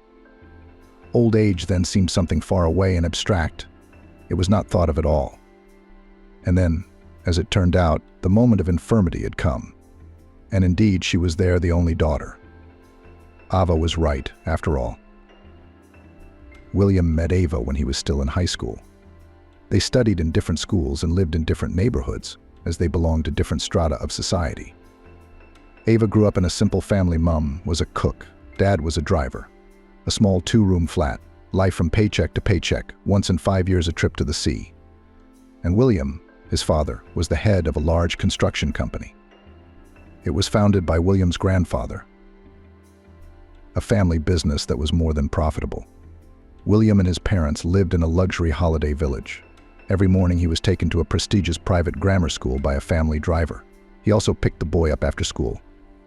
It would seem, where could the representatives of such different worlds cross? But everything turned out banal. William and Ava met in the queue at the box office at the local cinema. The girl accidentally stepped on the guy's foot, yelped, and apologized. He looked into her bottomless, turquoise eyes and disappeared. William then found some topic of conversation. Ava readily responded to the invitation to talk, and from that day on they never parted. William liked everything about his new acquaintance. Appearance, which was important, a slender, tall girl with hair the color of ripe wheat and velvet skin of peach shade, and her eyes, turquoise and a little something even feline. They simply fascinated the guy. And Ava turned out to be a wonderful person, sensitive and understanding. Despite her attractive appearance, she did not try to make herself a capricious princess, like many other girls. In all situations, Ava behaved simply and naturally. William, even though he was only a teenager at the time, was able to see her soul and realized that he would never meet another girl like her again. William valued his relationship with Ava, treasured it. They were so good together. Of course, it was not without its difficulties. After school, William went to study at an economic university. His father chose the faculty for him. He said that in order to run their family mini empire, you need professional knowledge in the field of economics. Yes, William did not resist. He liked it so much he didn't mind. Ava went to the local pedagogical school. She dreamed of becoming a teacher of foreign languages. Young people met. William invited his beloved on a date, then in a restaurant, then in a cafe, then just in the city to walk or sit by the river. Obviously, one day the parents of the guy found out that their son has a serious relationship. It was hard not to notice. Realizing that the choice of their only son fell on a girl from a very poor family, both parents were not happy. They started talking about the fact that one should choose one's own level, that one should not let oneself be used. It was not pleasant to listen to all this. William tried to explain to his parents that Ava was not like that at all, that she was special, the best. Only they didn't want to hear it. They gave him an ultimatum: either leave your poor bride or go on your own and don't count on our help. It was an ugly and difficult period in William's life. He's a student, left home.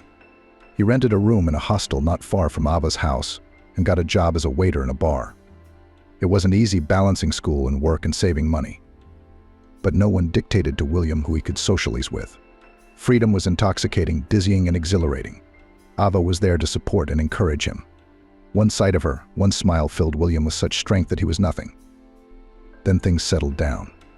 The parents accepted their son's choice. To be honest, William had no doubt that it would be so. The boy's mother and father met Ava and realized that their son was right.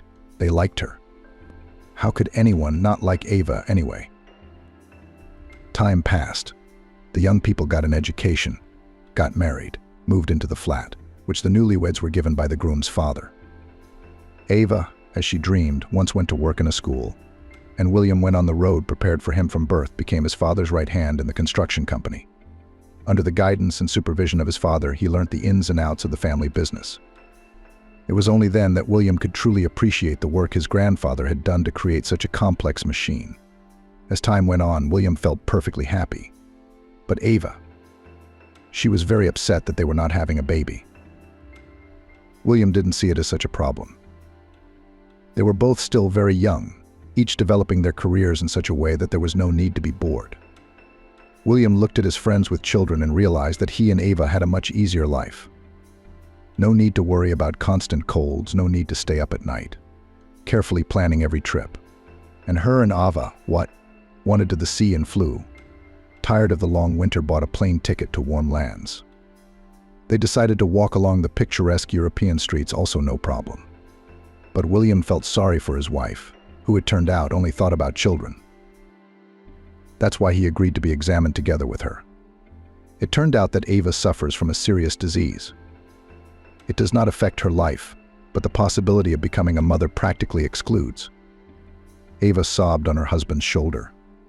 He was consoling her, saying something. His heart was breaking with pity for his beloved. He tried to convey to her that people can be happy without children. The main thing is that they have each other. The rest is not so important. But Ava, it was like she was fixated on the baby. Maybe it was the proverbial maternal instinct.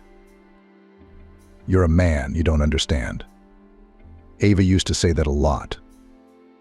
She was probably right, and William really couldn't understand her feelings. It was time for doctors, endless medical procedures, tests, some kind of surgery, rehabilitation. It all dragged on for a long, long time, more than 10 years. The absence of a child, even more like a desperate desire to get the inaccessible, sent life, deprived her of carefree joy. Ava looked in the street at young mothers with prams, saw the babies with a longing look. Even the psychologist William hired for his wife didn't help. They couldn't make her feel any better. "I've dreamed all my life of having a child, a daughter. I imagined how I would dress her up in beautiful dresses, teach her everything, braid her hair. Without children, existence seems meaningless to me." "How meaningless?" argued William. "You're the one who takes care of the children, teaching them English. You talk to them so much, you help them so much. Isn't that the right meaning of life? You have the fate of dozens of children in your hands. You can influence their lives, make them happier, help them." "That's all well and good," of course. Ava shook her head. "But these are other people's children. What about you and me? We don't have a family member. Someone who will give us a glass of water in our old age. What are you doing with that glass of water? Maybe we won't be thirsty at all. If we do, we'll hire someone. We don't have money problems and never will." "It's all wrong." Ava sighed again, and then once again said that it was difficult for him, a man, to understand her worries, or she'd shut up altogether. The worst was when tears appeared in her beautiful turquoise eyes. William couldn't bear it anymore. It's hard to see someone you love suffer, and you, despite all your connections, are unable to help him. William had somehow got used to it. Medical procedures, IVF attempts, one after another. Studying articles on the subject of reproductive science, all this became part of their family's life. Hopes, disappointments, expectations, and pain. And then, when both of them were already a little over 40, Ava suddenly offered her husband to take a child from an orphanage. "We can hardly do it ourselves now. And we're old enough. Where can we take a baby now? We can take in a child of 6 or 7 years old." William thought about it. Somehow he had never imagined himself as a foster father before. Another man's child, another man's genes. It was not an easy decision, but the man had taken the risky step for his wife's sake. For Ava's sake, of course. He hoped that the child would give his beloved back the joy of life, make her happy. Ava herself was searching for a suitable baby for adoption. She had a number of requirements. Firstly, Ava wanted a girl, as she had dreamed of a daughter since childhood. Secondly, it had to be a healthy child and, if possible, cute, ideally similar to them. To William himself, it all seemed something not too right. It was as if his wife was not choosing a child but a product in a shop. But he did not argue, did not interfere with Ava's happiness. Finally, the woman found several girls who matched her description. One lived in an orphanage on the other side of the country. and 2 lived closest, only in a neighboring region. That's where William and Ava went on a sunny Sunday morning in the family SUV. Ava was worried. She tugged at the hem of her long skirt, or the hem of her blouse, and talked. It happened to her in moments of anxiety. William tried to remain outwardly calm, but he too was uneasy. Now they would see their daughter goosebumps on his back. The director of the orphanage greeted the visitors with a smile, which William thought was played up. She spoke at length about the problems of her institution. The man, of course, understood what it was all about. The orphanage needed sponsorship. He assured the woman that he would help repair the roof. And then she led them into the playroom so the prospective adopters could look at the children. William and Ava stood in the doorway and watched the little ones. About 10 boys and girls, 5, 6 years old. A sharp pity suddenly moved in the man's heart. Somehow he had never thought about orphans before. They are there before his eyes, now small, touching, defenseless, abandoned. No one cuddles them at bedtime, calls them his favorite baby. No one protects them. What have these babies gone through? What other trials had fate prepared for them? Ava looked at the children with a smile. It was evident that she was not thinking such gloomy thoughts. She seemed almost happy that her dream was about to come true. Ava was going to be the mother of a beautiful baby girl. William took a closer look at the babies. Ava had her eye on 2 girls. One of them must be their child. Of course, William had seen their pictures many times, and so now he recognized them unmistakably. The first one was a swarthy black, bright, black-eyed, very beautiful. Already at such age one could notice a marvelous physique and correctness of facial features, chiseled cheekbones, neat nose, eyebrows apart. The girl's movements were quick, confident, and the eyes shone with power. Immediately felt the character. A girl like that would be a good fit. William noticed that the other children feared and respected the dark-haired girl. She was probably a kind of leader. She'd probably take a punch in the forehead without thinking. The second applicant for the role of daughter, on the contrary, looked quiet, even battered. She sat quietly in a corner with a doll and whispered something in her ear. Pale to blue, thin, almost transparent, kind, sad, light blue eyes, a hunted look. William wished he could take this child by the hand and lead her away from here to a quieter, more peaceful place. She was clearly uncomfortable here, among her more combative peers. William glanced at his wife, who was watching the swarthy girl with a proud smile. "Is she always this combative?" Ava asked the teacher. "Yes," she said. "Katie is a girl with a temper. She won't let anyone hurt her, or anyone close to her. Fire, girl." Oh, what a beauty. Ava's delight. How come she hasn't been taken away yet, so cute?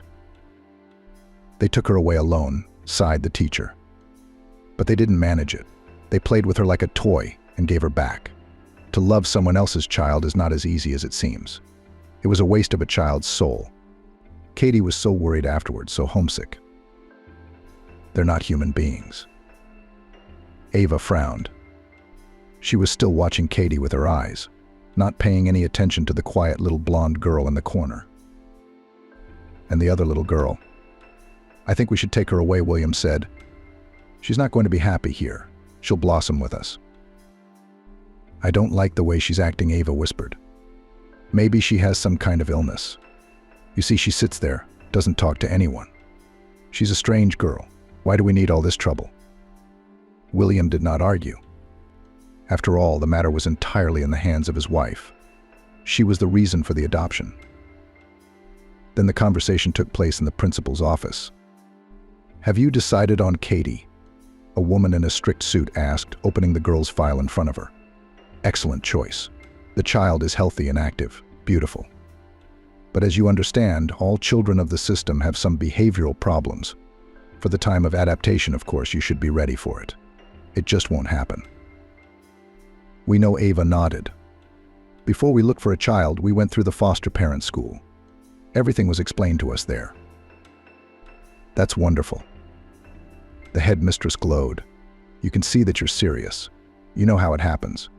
People often take a child, they think it is their toy now. They have some plans, some dreams and expectations about the child. And it suddenly turns out to be not ideal. And then they go back. It's happened to Katie before, by the way. So you should think twice before you take her back. It's a big blow to a child's psyche. I don't know if she'd take that kind of betrayal again. We're not like that, Ava assured her. You can tell. The headmistress was very friendly. Why did that family bring Katie back? William asked. He needed to find out what had happened and what had displeased them.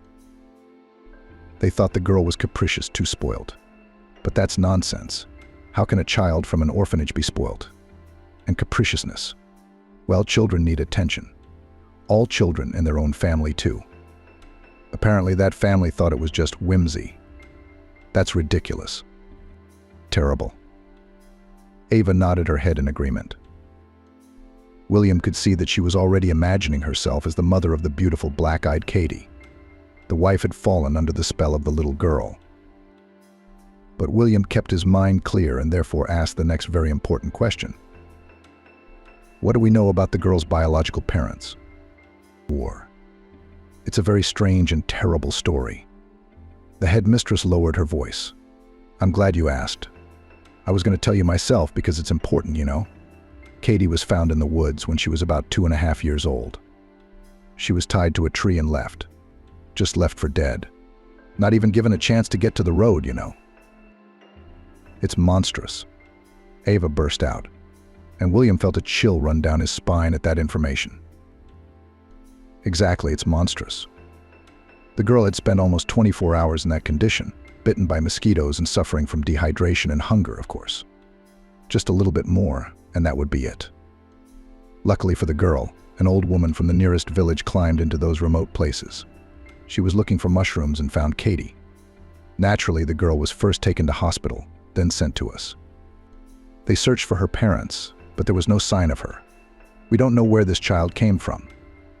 Katie still remembers something about those times, and she's very afraid of the woods. They took the children for a walk in the woods once, and she had a tantrum. Poor girl. Ava blotted her forehead and moistening eyes with a paper napkin. We're taking her away right now. We can't do that now, the headmistress smiled. We have to prepare the papers. And you still have to get acquainted with the child. If everything goes smoothly, in a week Katie will be at your house. You'll make her very happy. The meeting with the girl took place on the same day, in the same principal's office. The teacher led Katie by the hand. Crossing the threshold, the girl literally stared at the strangers. On her beautiful face, it was impossible to read emotions. It kept complete calmness. Amazing poise for a 6-year-old. This child is curious, but she's afraid to be excited. William thought it was strange. Usually babies have all their emotions out in the open. Katie. These people, they want to meet you. The headmistress addressed the child affectionately. After these words, Katie smiled. It was a beautiful, radiant smile that brightened the child's face and finally won Ava over. William himself seemed to melt. The little girl behaved like a little lady, answering questions in detail, smiling when necessary and keeping silent when necessary. William even thought that if they had had a child of their own, it was unlikely that they would have been able to bring him up like that. A week later, Katie came home. And the very next day, the little girl showed her true colors. She could behave impeccably. She could when she wanted to. But it didn't last long, just long enough to charm potential adopters. No longer. Katie acted like everyone around her was the enemy. She was wary. She kept to herself. She shied away from hugs and touches like a wild animal. The girl ate a lot, greedily, quickly, not neatly, and even made a stockpile of food. Under Katie's pillow or in her desk, there were constantly found dried sandwiches or melted chocolates. It was unpleasant to watch. It seemed as if Katie, thinking her new parents were greedy and mean, was trying to hoard every morsel. William certainly didn't feel sorry for the girl's food. It was just her behavior that was confusing. Ava attributed it all to Katie's hard life. In the family of the native girl clearly did not see anything good. Yes, and in the state walls life is not sugar. Poor Katie. It'll pass. William didn't argue, but he knew very well that the food at the orphanage was good. He'd been in the kitchen himself, looking at the menu. After Katie had come into his family, the man had taken the orphanage under his wing, had become its sponsor, its permanent trustee. Even his grandfather laid this habit in him, always let part of the proceeds go to charity. Exorbitant appetite Katie, however, did not affect her figure. No matter how many calorie-laden treats the girl shoved into herself, she remained slim and lean, probably because of her unprecedented activity. Katie couldn't stay in one place with her toys for 5 minutes at the most. Then she got bored and switched to something else. Ava explained such hyperactivity as a nervous disorder. It is understandable fate was not favorable to this child. William enrolled his adopted daughter to the best neurologist in the city. What was the surprise of the new parents when the doctor found no abnormalities in the girl? Katie had the ability to behave in public like a little angel. In the neurologist's office, she kept calm, not even kicking her legs. She answered questions thoroughly and smiled sweetly at the doctor, who of course immediately charmed her. The neurologist prescribed some mild sedatives and recommended the girl to take long walks in the fresh air every day. No abnormalities were detected by the specialist. William, he then for the first time felt a kind of dislike for the girl. The transformation of little Katie displeased him very much. At home, Katie was back to her old hyperactive self. Again, she blew her small, slightly pulled-out nose everywhere. Again, from the shelves flew things on the floor, as if accidentally broken dishes and broken furniture and appliances. The little brat was a real natural disaster, a kind of hurricane. And William now knew for sure that Katie could control herself. She just didn't want to bother. William still spent most of his time away from home. Business required his constant presence. He would return in the late afternoon. Kathy was usually asleep by then. Ava met the man, tired, exhausted from a noisy, active child, but happy all the same. All they talked about now was Katie, and Ava admired the little bully's behavior. She thought Katie was free, determined, brave, proud, and very inquisitive. The girl's pranks, they seemed to the woman as cute, childish pranks.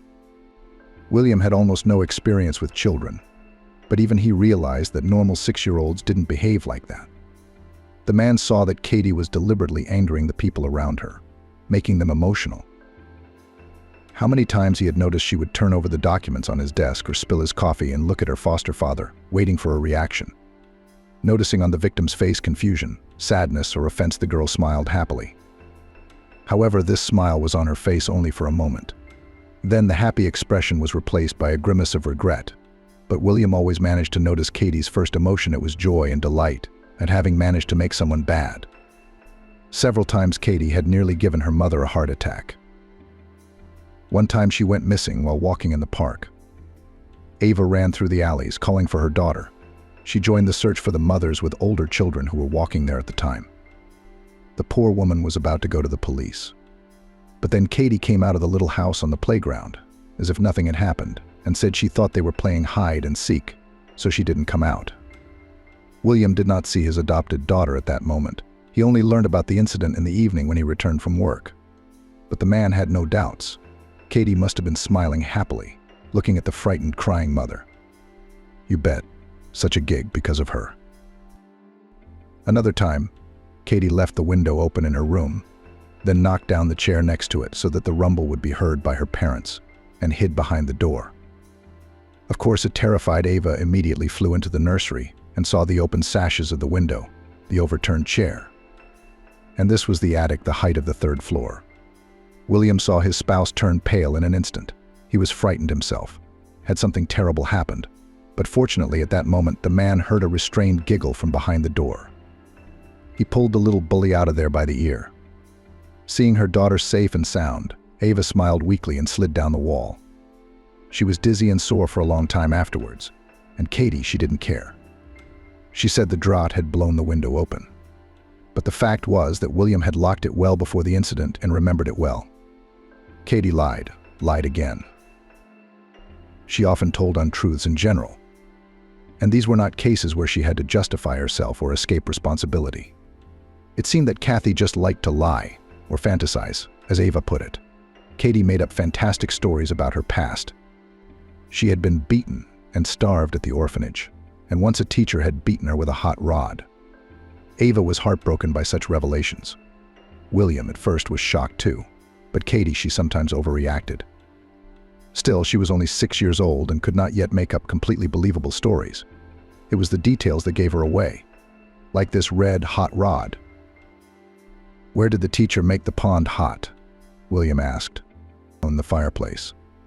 Katie answered without blinking an eye. There was no fireplace in the orphanage. William was well aware of that. Worst of all, his wife believed the little liar. She considered the open nonsense about the hardships of life in the orphanage and another family, the one that had abandoned her, to be just a work of the child's imagination, a kind of self-defense of the psyche. It was just hard and bad for the girl there, so she had such fantasies in her head. She actually thinks it's true. Katie, it was as if she saw, understood William didn't trust her, unlike her softer, more compliant mother.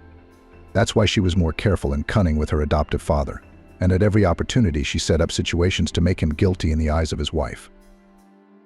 For example, she deliberately drove William to shouting, and it was important to Katie that Ava heard it. Then the girl immediately extinguished the defiant light in her eyes. Her face took a frightened and pitiful expression. Ava looked at her husband reproachfully and hugged the girl. She adored her daughter and did not see any flaws in her. She dressed her like a doll, piled her with toys, took her to cafes, theaters, circuses, and other entertainments, and felt truly happy around her. William tried to convey to his wife that the girl should be more strict, and even suggested that she should be enrolled in a psychologist. Maybe Katie really needs help. It'll all pass, Ava smiled. And the gobbling, and the fantasy, and the hyperactivity. It's just an adjustment. The girl has a new life. She needs love, care. She'll thaw out. Be gentle with her, please. Vera looked at Katie with adoration, admiring the girl for a long time. Yes, Katie was indeed strikingly beautiful. But how? How did Ava not notice the fact that she was just a little monster? Well, or at least a child in need of psychological help. Katie was cruel to those who were smaller and weaker than her. In William and Ava's home, only pets fell into that category. Kathy's first victim was Fluffy the cat, an elderly and trusting animal who had been used to love and care over her long life. William noticed that the cat began to behave differently than before, hiding, shying away from the hand that reaches out to pet her. It didn't come up to him like it used to cuddle and purr. And then he accidentally saw a terrible picture. Katie, angrily flashing her eyes, kicked old Fluffy. The animal meowed weakly and dashed away, but the girl wouldn't let her leave the corner. "What are you doing?" William pulled a furious Katie away from the cat. It was strange and frightening. So much cruelty in one very young girl. But where did it come from? She was confused at first, but then, as was her custom, slammed her black eyes shut and made a face like she was going to cry. Ava came running into the room at once. "What's going on in here?" "Katie, do you want to tell Mummy how you tortured the cat?" "I didn't," exclaimed the girl, rubbing the shoulder William had just held her on. "We were just playing, really." Well, and then everything went on, according to Katie's usual scenario: tears, Ava comforting her, and a reproachful and accusing look at her husband from behind her shoulder. William had discussed the cat incident with Ava at length, but she had assured her husband that he had imagined it.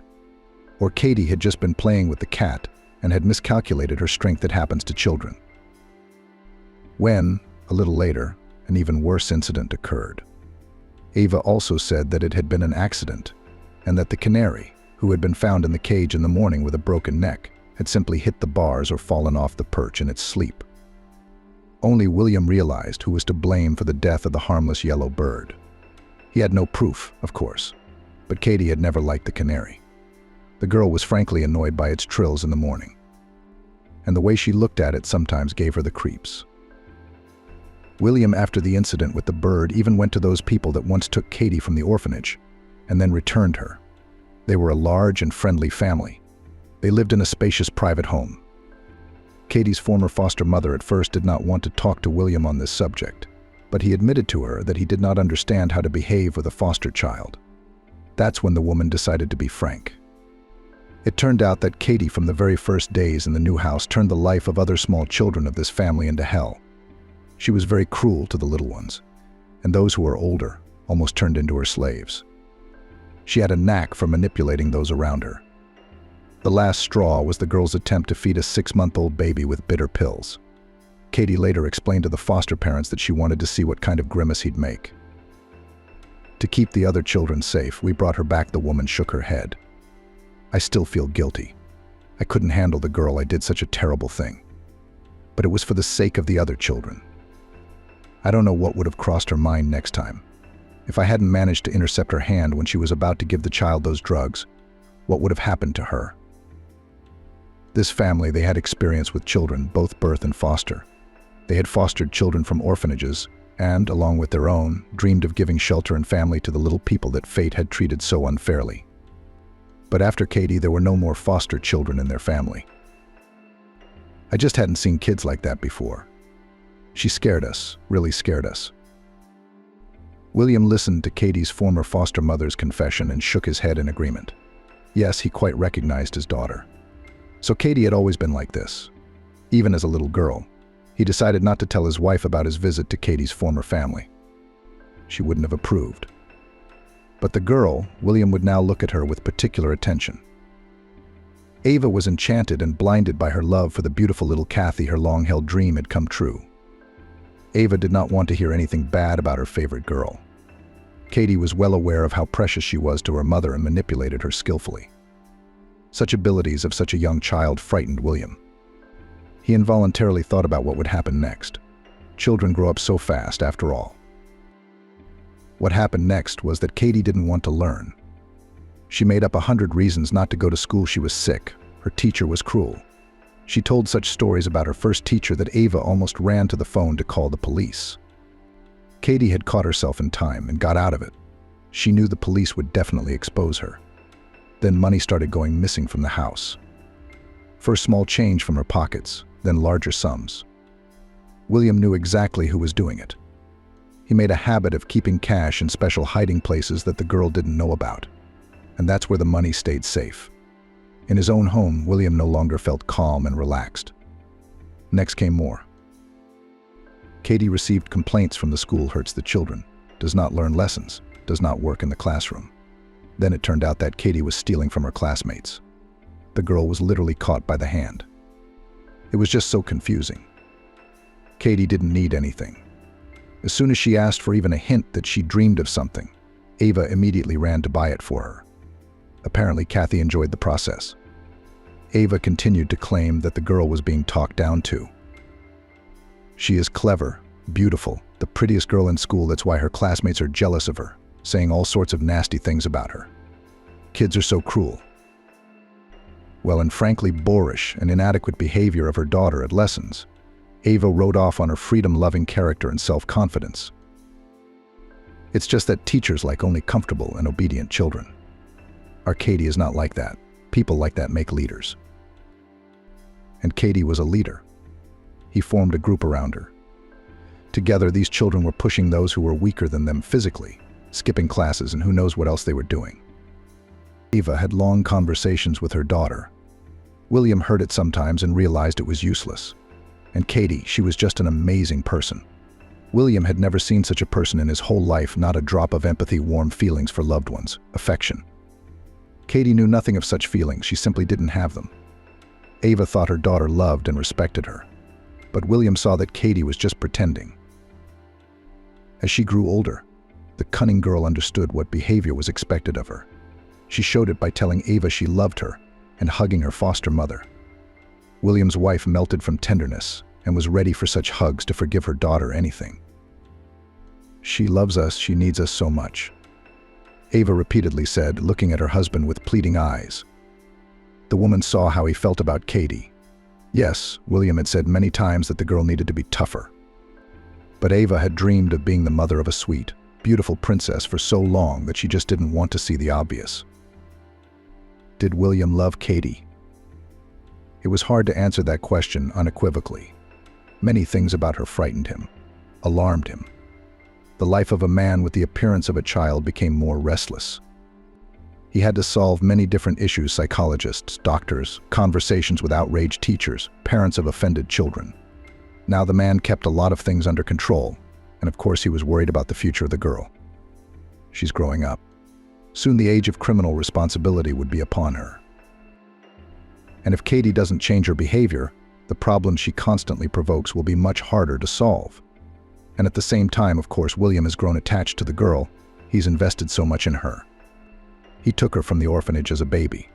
Now she's almost a teenager, quite successful, I must say. Yes, she has a lot of behavioral problems, but the girl began to get good grades, learned to keep herself quite tolerable in society. By the way, she's been good at it since she was a little girl. Only now that she was older, Katie could be a lady for a lot longer. If she wanted to be, of course. Did William regret that they had taken Katie out of the orphanage then? Yes and no. Katie was a lot of trouble.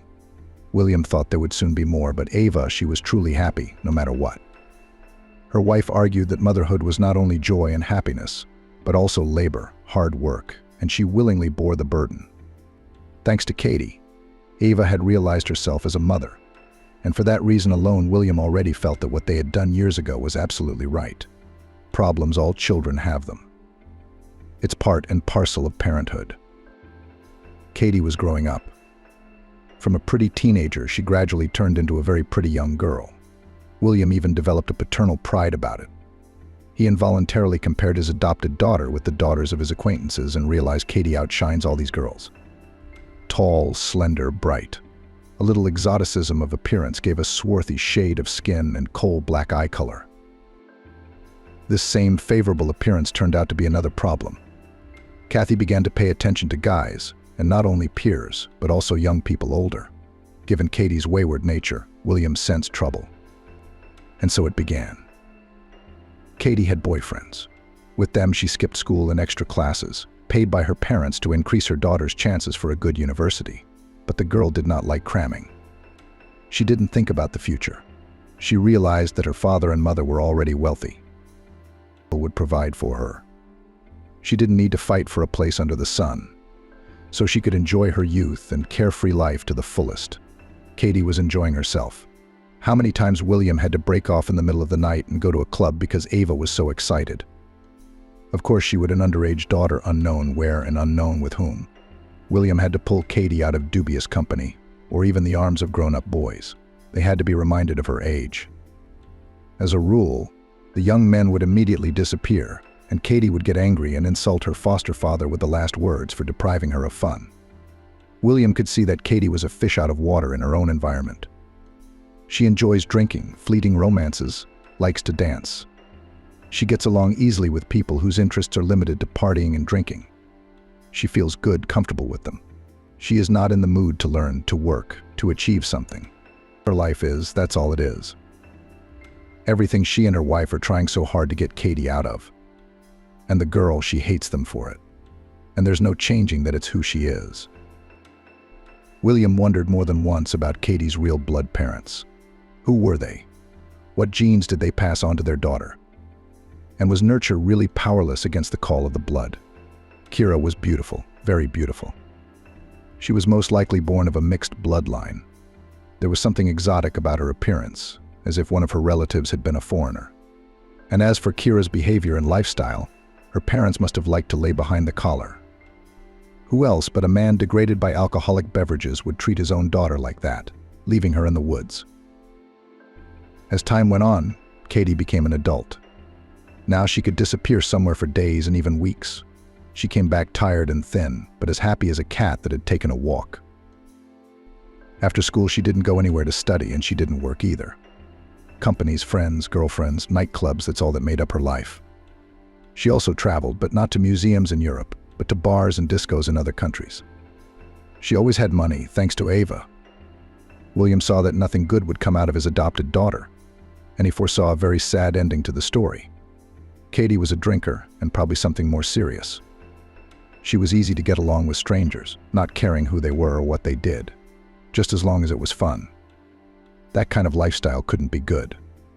William had gotten her out of serious trouble several times before. If it wasn't for him and his connections, Katie would have been in Youve a long time ago, maybe where she belonged. Maybe it would have shaken her up a little, made her think about her own behavior. But Ava, there was Ava, for whom Katie was the light in the window, the only meaning of life. Ava blamed herself for Katie growing up like this. She didn't sleep at night when her daughter was out with her friends, constantly dialing Katie's number. Usually she'd hang up, and if she answered, it was only to ask her to wire money again.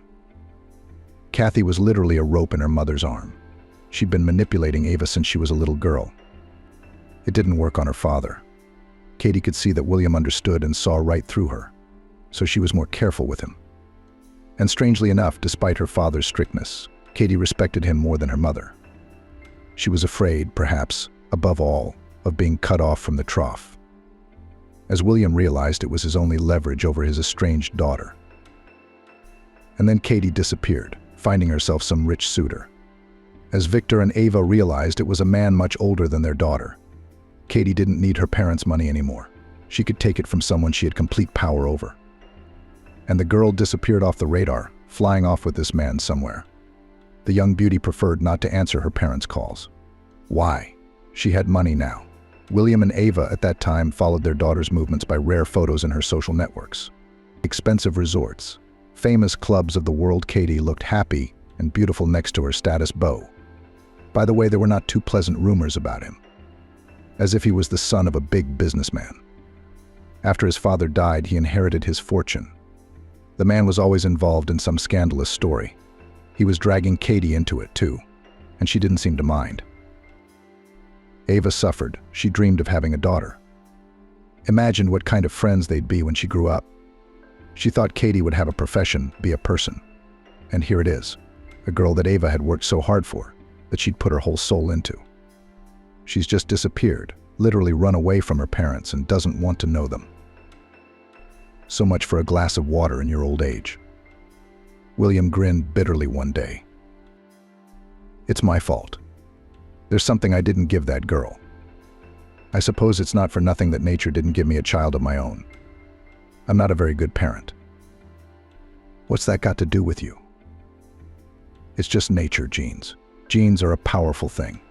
No matter how much you feed the wolf, Don't talk about her like that, Ava protested. It's all about me. Your Katie will come back, don't worry.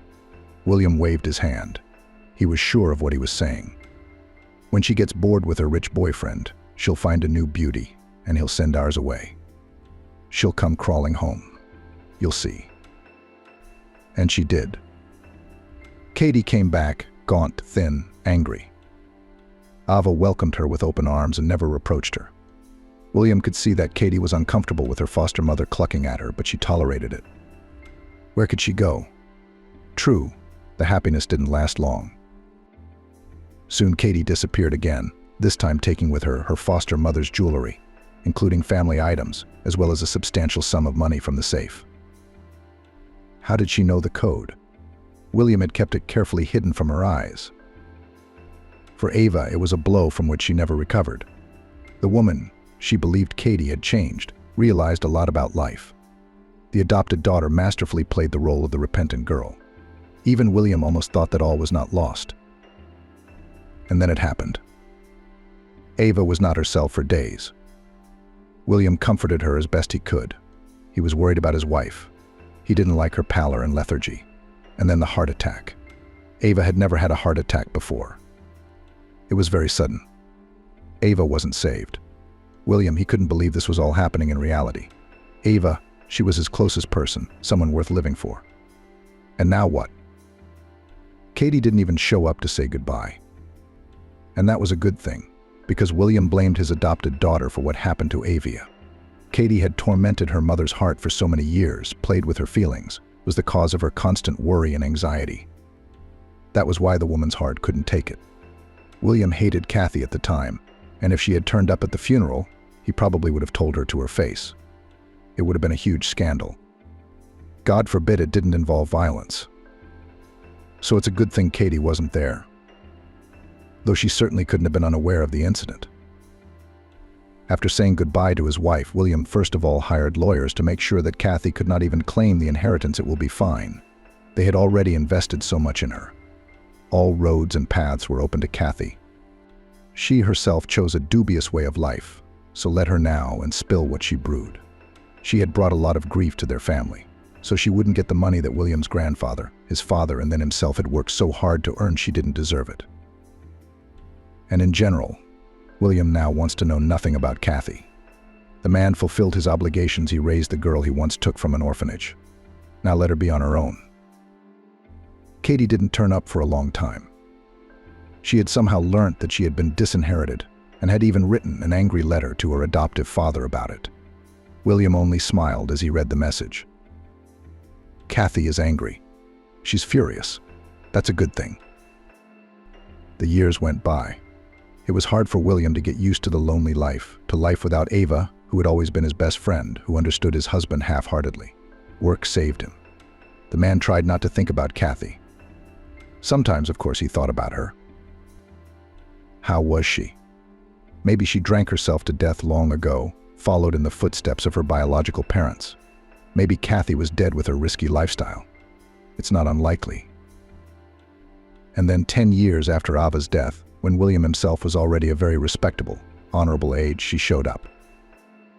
William eyed the beautiful woman on the doorstep with minimal makeup, inexpensive but stylish and tidy clothes.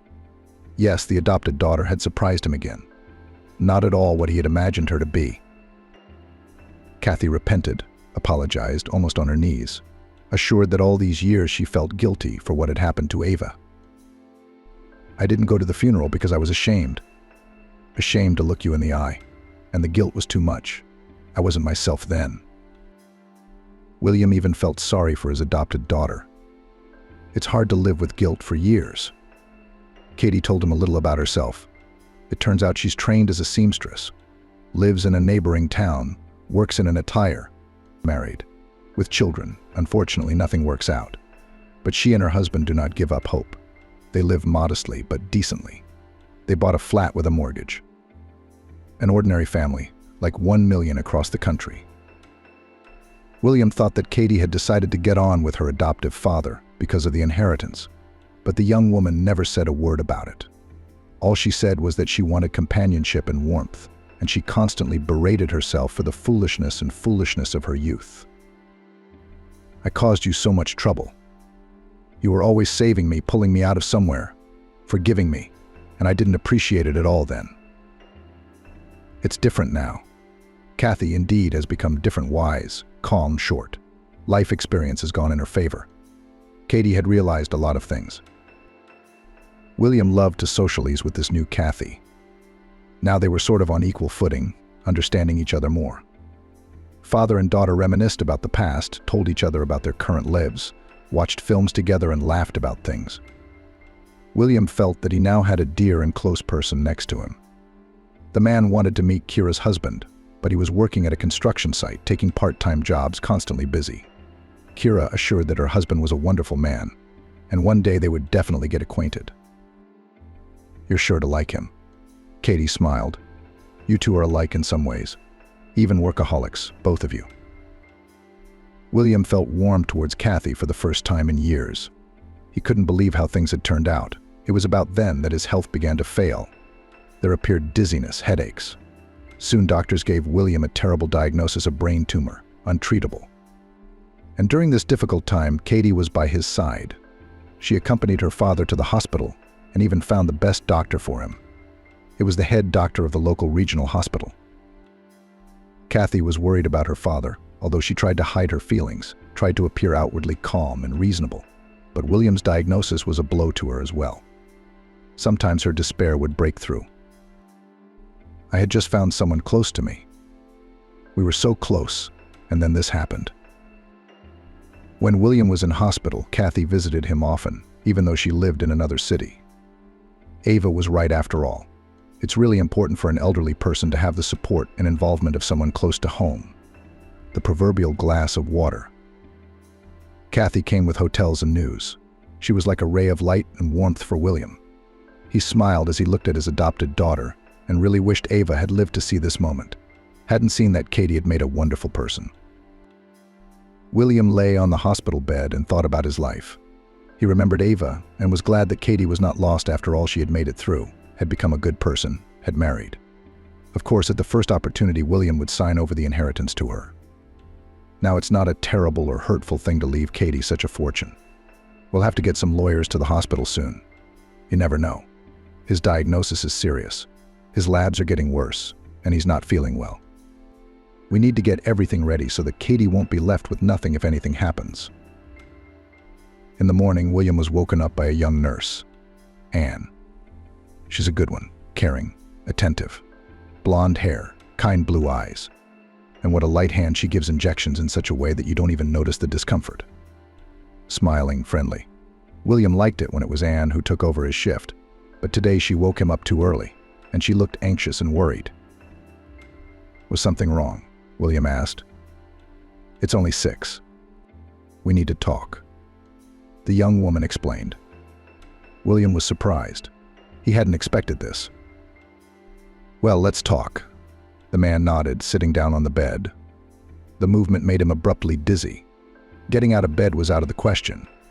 William's condition was deteriorating at a very rapid pace. You know, I've been a nurse here a long time. I have experience.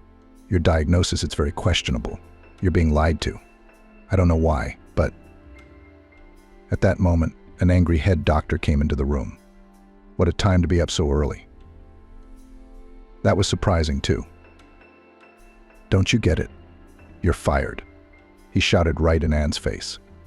I told you to get out of here. You stick your nose in everything, and you've never heard of medical ethics. You're being lied to. Anne continued hurriedly. Don't believe them. You're being lied to. Your daughter has something to do with this. Don't eat or drink what she brings you. Get out. The head doctor grabbed Anne by the shoulder and dragged her out of the room. Then he slammed the door shut and turned to the surprised William. I apologize for this incident. Anne is a nurse and thinks she's a doctor. Unrealized ambition probably got it into her head that you were misdiagnosed. She's always dreaming of conspiracies. I'm sick of it. So much so that I fired her. Now she's bothering you. I'm sorry again for what happened. Where did she get that idea? Well, who knows her? Probably trying to prove her worth.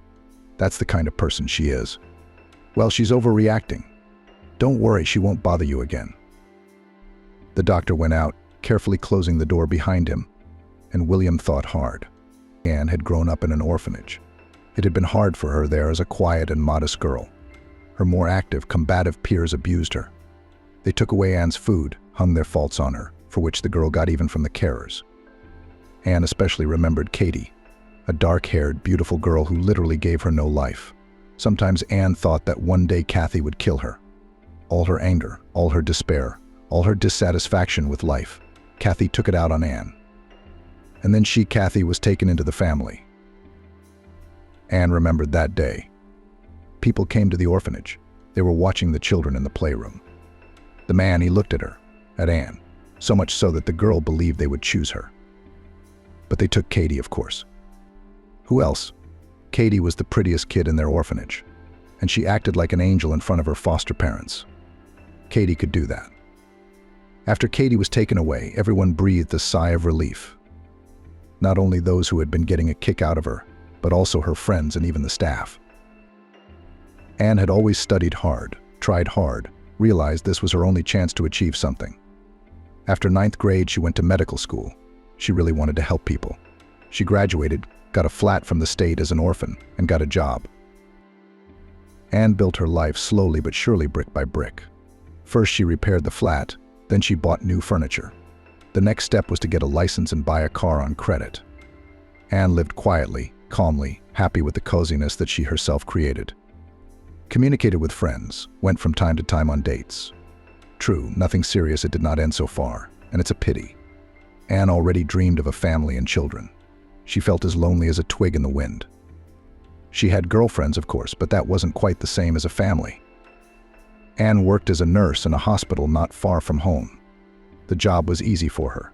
She liked helping people, and the patients felt it and responded to the caring nurse with gratitude. And recently Anne saw her, Kathy, in the hospital. Anne immediately recognized the girl from the orphanage. But Kathy, she didn't even notice Anne. She was rarely interested in people at all. Of course, she had forgotten the child she had treated so unfairly years ago. Kathy looked simple, even modest. Discreet clothes, no makeup, reserved manners. But Anne could see she hadn't changed. They never do. Her gaze was greedy, vicious, sharp, and cold. The same soulless predator. Kathy was visiting an elderly man on the pay ward. The man was being treated by the chief medical officer himself, Mr. Sam Smith. He must have been a very important patient. Anne looked at the man and suddenly remembered. He was the same man who had looked at her so warmly in the playroom of the orphanage. When Anne's fate had been decided, he had wanted to take her away. The girl knew it, but his wife had made the choice. Women are always in charge in such matters. Anne realized that even when she was a little girl, and now he, Katie's adoptive father, is in the hospital. He's been diagnosed with a serious condition that leaves no chance of saving him. It's a shame. Anne involuntarily became more attentive to William. That was the name of the patient, Katie's foster father. Anne noticed some inconsistencies in the tests and MRI results, and then she realized that some of the documents were not real. Anne quickly realized Katie was up to something. You can expect anything from her. It was obvious that William was getting worse after her visits, after he drank or ate something Katie had brought him. Anne has clearly traced this connection. Kathy is probably putting something in those gifts. Is she poisoning the man who gave her a secure childhood in the family, provided a future? For what? The answer lay on the surface in inheritance. I'm sure Katie doesn't want to wait. She needs to get her hands on her father's money as soon as possible. So she thought of something like this. Dasha takes her observations to the head doctor, Mr. Smith. As the boss, he's supposed to sort it all out. But hearing Anne, the man became furious.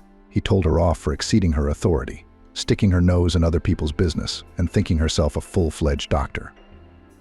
In general, for the first time in her life, the boss shouted at Anne, and even so fiercely. Why? She's right.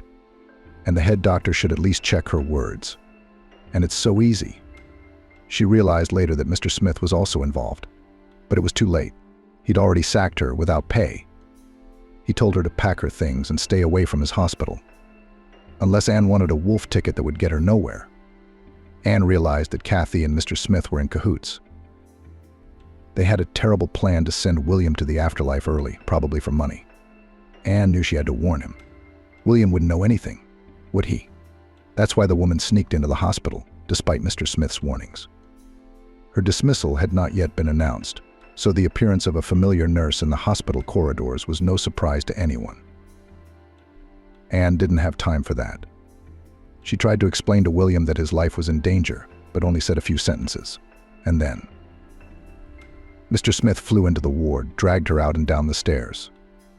The head doctor was furious. How did he know she'd turned up? He had informants in the hospital, someone who had been watching William's room. Anne didn't have time. She won't get another chance. The man was in grave danger and there was nothing Anne could do. She tried going to the police, but they wouldn't even take a statement. They told her to sort things out with her ex-friend from the orphanage without their involvement. They had enough on their plate. They thought Kathy had done something to Anne and that she was trying to get even.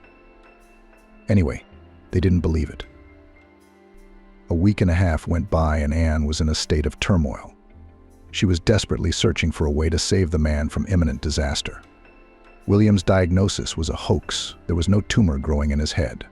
Patients like that look very different. Anne had seen them over the years in hospitals. But what could she do? They wouldn't let her near the hospital now. She tried again, but the guard rudely escorted her out of the building and threatened her. Then Mr. Smith called, threatening her too. Absolutely, it was a desperate situation. Anne was returning from shopping when she noticed a large black SUV in her driveway. Its door opened, and a man slid down from the passenger seat. When Anne saw who it was, she couldn't believe her eyes. William, in a black t-shirt and jeans, gaunt, pale, but in his kind gray eyes there was already strength and energy. Unbelievable. Not so long ago he couldn't even get out of bed, and now he was walking around the city. Could someone have saved him? Anne couldn't have done it. Who did? Hello, Anne. William smiled, stunned at the woman. If it hadn't been for you, I'd have been gone in a couple of months, maybe even sooner. And now look at me, I'm walking on my own feet, going to the sea. But I didn't have time to do anything. I didn't have time to tell you. You had time to do the most important thing. You've said enough. You started talking. And then I realized. William invited Anne into the saloon car. It would be more comfortable to talk there. Dasha settled down on the soft leather seat. The cabin was pleasantly cool and music was playing softly. William settled down next to her and began the story. The words of Anne, who had managed to break into his room that morning, had planted a seed of doubt in his heart. He thought about it and realized that it was indeed his daughter's visits that made him feel worse. If Katie was away for a few days, his condition would improve, or at least stabilize. But after she left, the pain and dizziness would return. Not just return, but intensified. William remembered Anne's words about not touching his daughter's guests. There was something about that.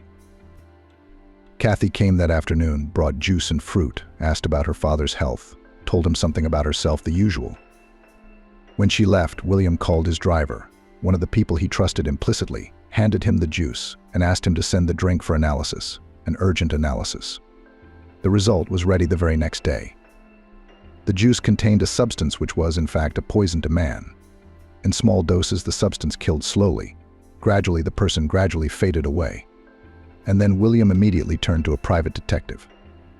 This specialist, with such irrefutable evidence on hand, had no difficulty in unraveling the case with the support of the police. The truth seemed horrible, but it at least fit into William's picture of the world. Indeed, why would Kathy suddenly change? People are always the same. Some people just learn to hide it, like Katie. Anyway, she planned to get her inheritance back and send her adoptive father to the afterlife so that she could get his money and live happily ever after. Anne had got it right. Kathy chose a very sophisticated way, but completely safe for her. To carry out her cunning plan, she even had to charm Mr. Smith, a married, solid man could not resist the charms of Kathy. She told him about her difficult childhood and the abuse of her adoptive father, and asked him to help her get her inheritance back, and at the same time to take revenge on a bad man. Mr. Smith, fascinated by the experienced manipulator, agreed. Kathy began to put a substance in her father's food that caused symptoms of severe illness. It was easy to do, as she had managed to gain her foster father's trust and became a frequent guest at his home. Then William's condition worsened, the hospital. And then William fell under the wing of Mr. Smith, who masterfully created the appearance of a serious illness. If it hadn't been for Anne, if it hadn't been for her powers of observation, even if she hadn't remembered or recognized Kathy. For that was what had made her suspicious of the criminal couple. It would have worked. Now they were both on remand and William was on the mend, as the poison was no longer entering his system on a regular basis. "So you saved my life, Anne." William shook his head. "Can you believe it? I even recognized you after all these years. It seems incredible, but you're the same girl with the doll from the playroom at the orphanage where my wife and I took Katie from. You don't remember, of course." "I do." Anne smiled. It was as if a mountain had fallen from her shoulders. All those days she'd been out of her mind, struggling, trying to find a way out. To know that a person was in mortal danger and to be unable to change anything was terrifying. And now fate had brought us together again. William put a warm palm on Anne's shoulder. "There are no accidents. You saved me. And I will do everything to make your life easy, pleasant, and happy. Believe me, if I promise, then it will be so." Anne smiled silently. She suddenly realized that she would never be lonely again. She had a wall behind which nothing could be feared, a close person.